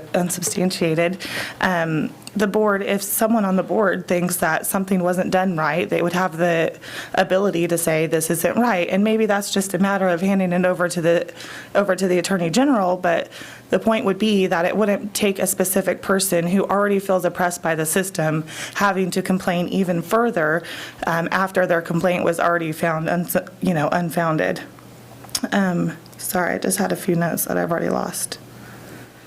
Like I said, I think it's important to be proactive, but also have the authority. Obviously, the whole point of the board would be to be proactive in the sense of, in the sense of community and outreach, which I think it is important to have a police officer there, or at least present to be involved in the conversation. I think that the citizens review, or the citizens academy is a good idea, but I think that it puts a lot of focus on the sensitivity to the officers, in which is fine, but there should be also sensitivity to the people in which the board is supposed to be representing.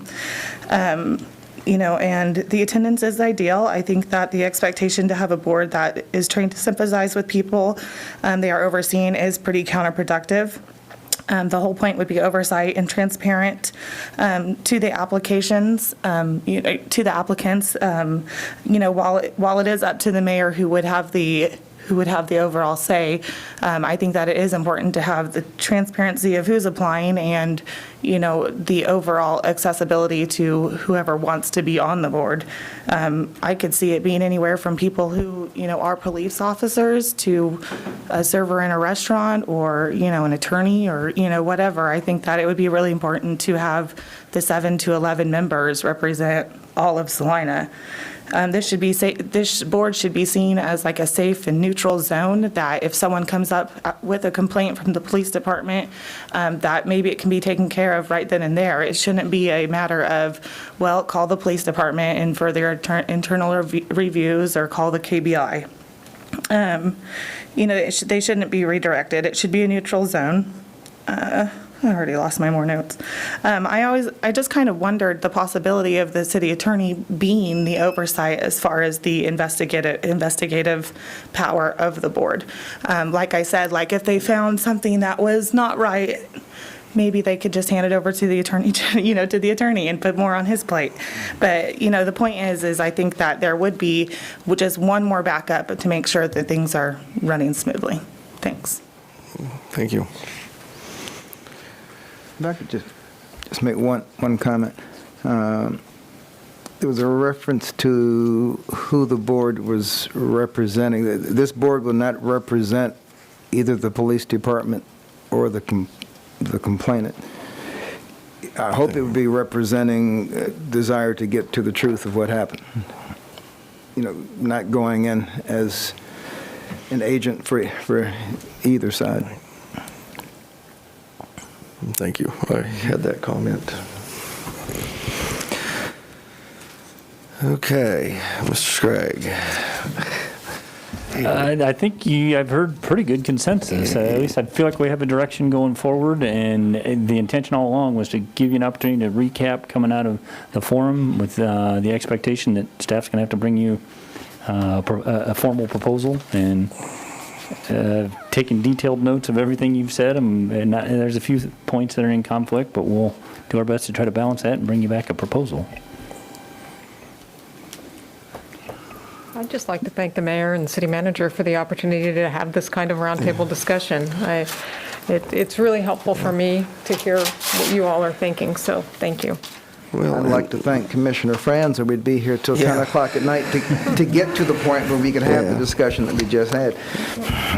Because I do believe that, again, it's been 13 years since the previous board was founded. I think we'll hopefully come up with something that we all can live with, and it'll be something that will be reviewed as it moves forward. Again, I think Commissioner Davis said it, we're not here to represent any particular group, whether it's to get to an answer if we do have an issue. I think getting some of the data collected will be helpful in the future for us. So anyway, I appreciate all the work that Chief Nelson has put in, and I know this is not an easy time for him and his department, but I think, again, I'm going to reiterate, I think we have a wonderful police department that does a good job, and I think all we're trying to do is just to make what we do that much better, and move forward with that. So, Mayor Hoppick, if I might, I would like to make one motion just to make it very clear what we expect, and that is I move that we direct the staff to start moving forward with collecting EOBs for people to serve on this board. There's no reason that we can't run that process in parallel with finalizing the ordinance, resolution, bylaws, whatever it is we have to do to make this thing operational. Only reason I would delay it would be so they know exactly what they're getting into. I mean, because we're looking at a couple of weeks, and this board returns intact, God willing, January anyway. So we should be able to continue our momentum. I mean, it's kind of hard to apply for a board that you don't know when it's going to meet, how often, what, all that other stuff. I suspect for the people who are interested in this board, that's not going to make very much difference, and the outline's there. So it's, if it comes down to it and we actually get it finalized, anybody can withdraw their expression of interest if they desire to do so. Is there a second? Sorry. I'll second that. Oh, okay. I was looking to the city manager to see if that was doable. I'm sorry, the reason did you say EOB or EO? It should be, you said EOB, but a minor point, but expression of interest, yeah. EOA, yes. I'm sorry. EOI. EOI. Yes, all right. The EOB minor point is from our health, from our Medicare system. Right. Oh, yeah. One question, is it proper on those forms to ask if you have a first-degree relative who is... I think we could certainly do that. I think when I said we need to probably tweak the EOI a little bit, and I think that would be one of them. Whether we decide that that's not a problem, we need to know, because I think Commissioner France said we don't want 4 people on there that are family members. So I think there's a couple of questions that we may want to put on there specific to this board. So and I think those questions we'd answer better if we see what the board looks like. That's one reason I'd rather delay. Well, you can ask them, but you don't have to. We're not choosing the board now. We're just finding out what kind of interest there is out there. Then you have to ask and be resubmitted. Or there may be other things, and I don't know what the final draft's going to be, but there may be other little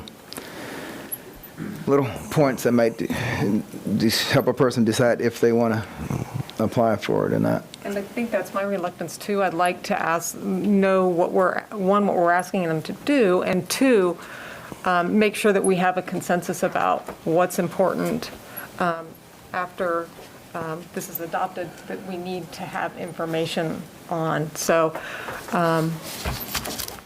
that's my only concern. If we review this in a couple weeks, we can open up the EOBs for like 2 weeks after that and get it going.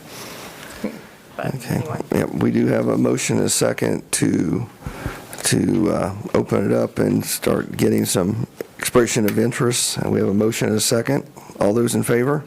Aye. Opposed? Nay. Nay. Okay, that passes 3-2. So get with Mr. Scragg on that. So, okay, that leads us to other business. Does anybody have anything to bring before the commission? I just had one thing to follow up on, because I can't remember if it was sent to the commission as a whole or just to me, but I've had some emails about the political parades and caravans that have been going through towns, and I think that Mr. Sartain made a good, or asked a good question about, our plan of action in terms of post-election tomorrow, regardless of who wins. And if we've had a chance to take a look at some of the issues that the political parades have brought. With respect to who it went to, I'm working from memory, but I think it went to you, and then you forwarded it to me. You? Okay. So I saw it around noon today. So Chief Nelson and for the rest of you, there are, I don't even know which side they're espousing, I guess, but there apparently is a group of individuals that are driving in support of a political candidate and honking horns, and one of them has an air horn, another one has a horn that plays Dixie, and that's generating complaints from citizens that don't appreciate the noise, who have researched our codes with respect to lawful and unlawful uses of horns, and have contacted the police department, I believe, over the weekend.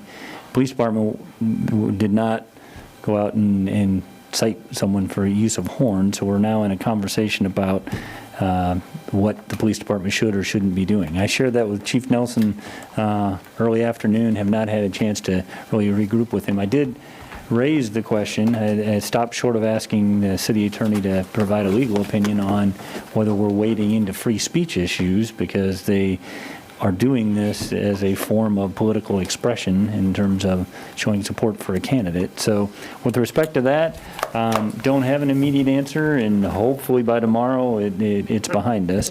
With respect to civil unrest as it relates to the election, Chief Nelson and I have had a conversation about that as well.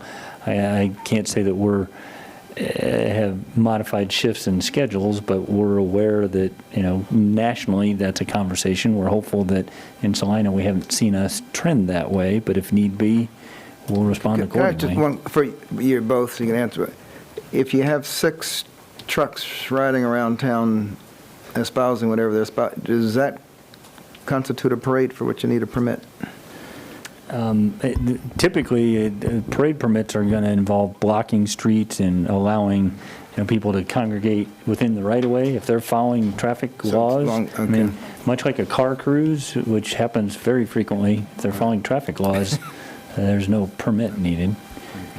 I would just add, as far as the honking of the horn, I read that ordinance, and as far as priority, it's probably not as high as some people want it to be, but I'm saying it's not a very high priority. But we do, in fact, respond, but if we don't hear it, and the person calling in this particular instance, she did not want to be a victim. And when I say that, all she has to do is sign and say, yes, I will testify that I heard honking from that red truck, and then we're good. But all we can do is get there when we get there, and if they're still there honking the horns, we absolutely can take enforcement action, and we will. But again, we're not going to run lights and siren to a honking horn. I don't know when that ordinance was written, but I would probably say it was a long time ago. As far as civil unrest, obviously I pray we don't have any civil unrest. We do have our SWAT and CNT on standby today. Well, actually, today, tomorrow, the next day. That's all we can do. I don't have cops in closets. I can't. They're the best able to handle civil unrest. Obviously, I sincerely hope it doesn't happen. But we're doing what we can. But I can't make bodies just because of what's going on in the world. But we're aware. We'll do what we can. That's about all I can offer. Very good. I, for one, appreciate the reassurance. Thank you. I really do. Thank you, Chief. Move adjourn. Second. Got a motion and a second to adjourn. All those in favor? Aye. Opposed? Thank you. I object to the fact there was no debate on that last motion.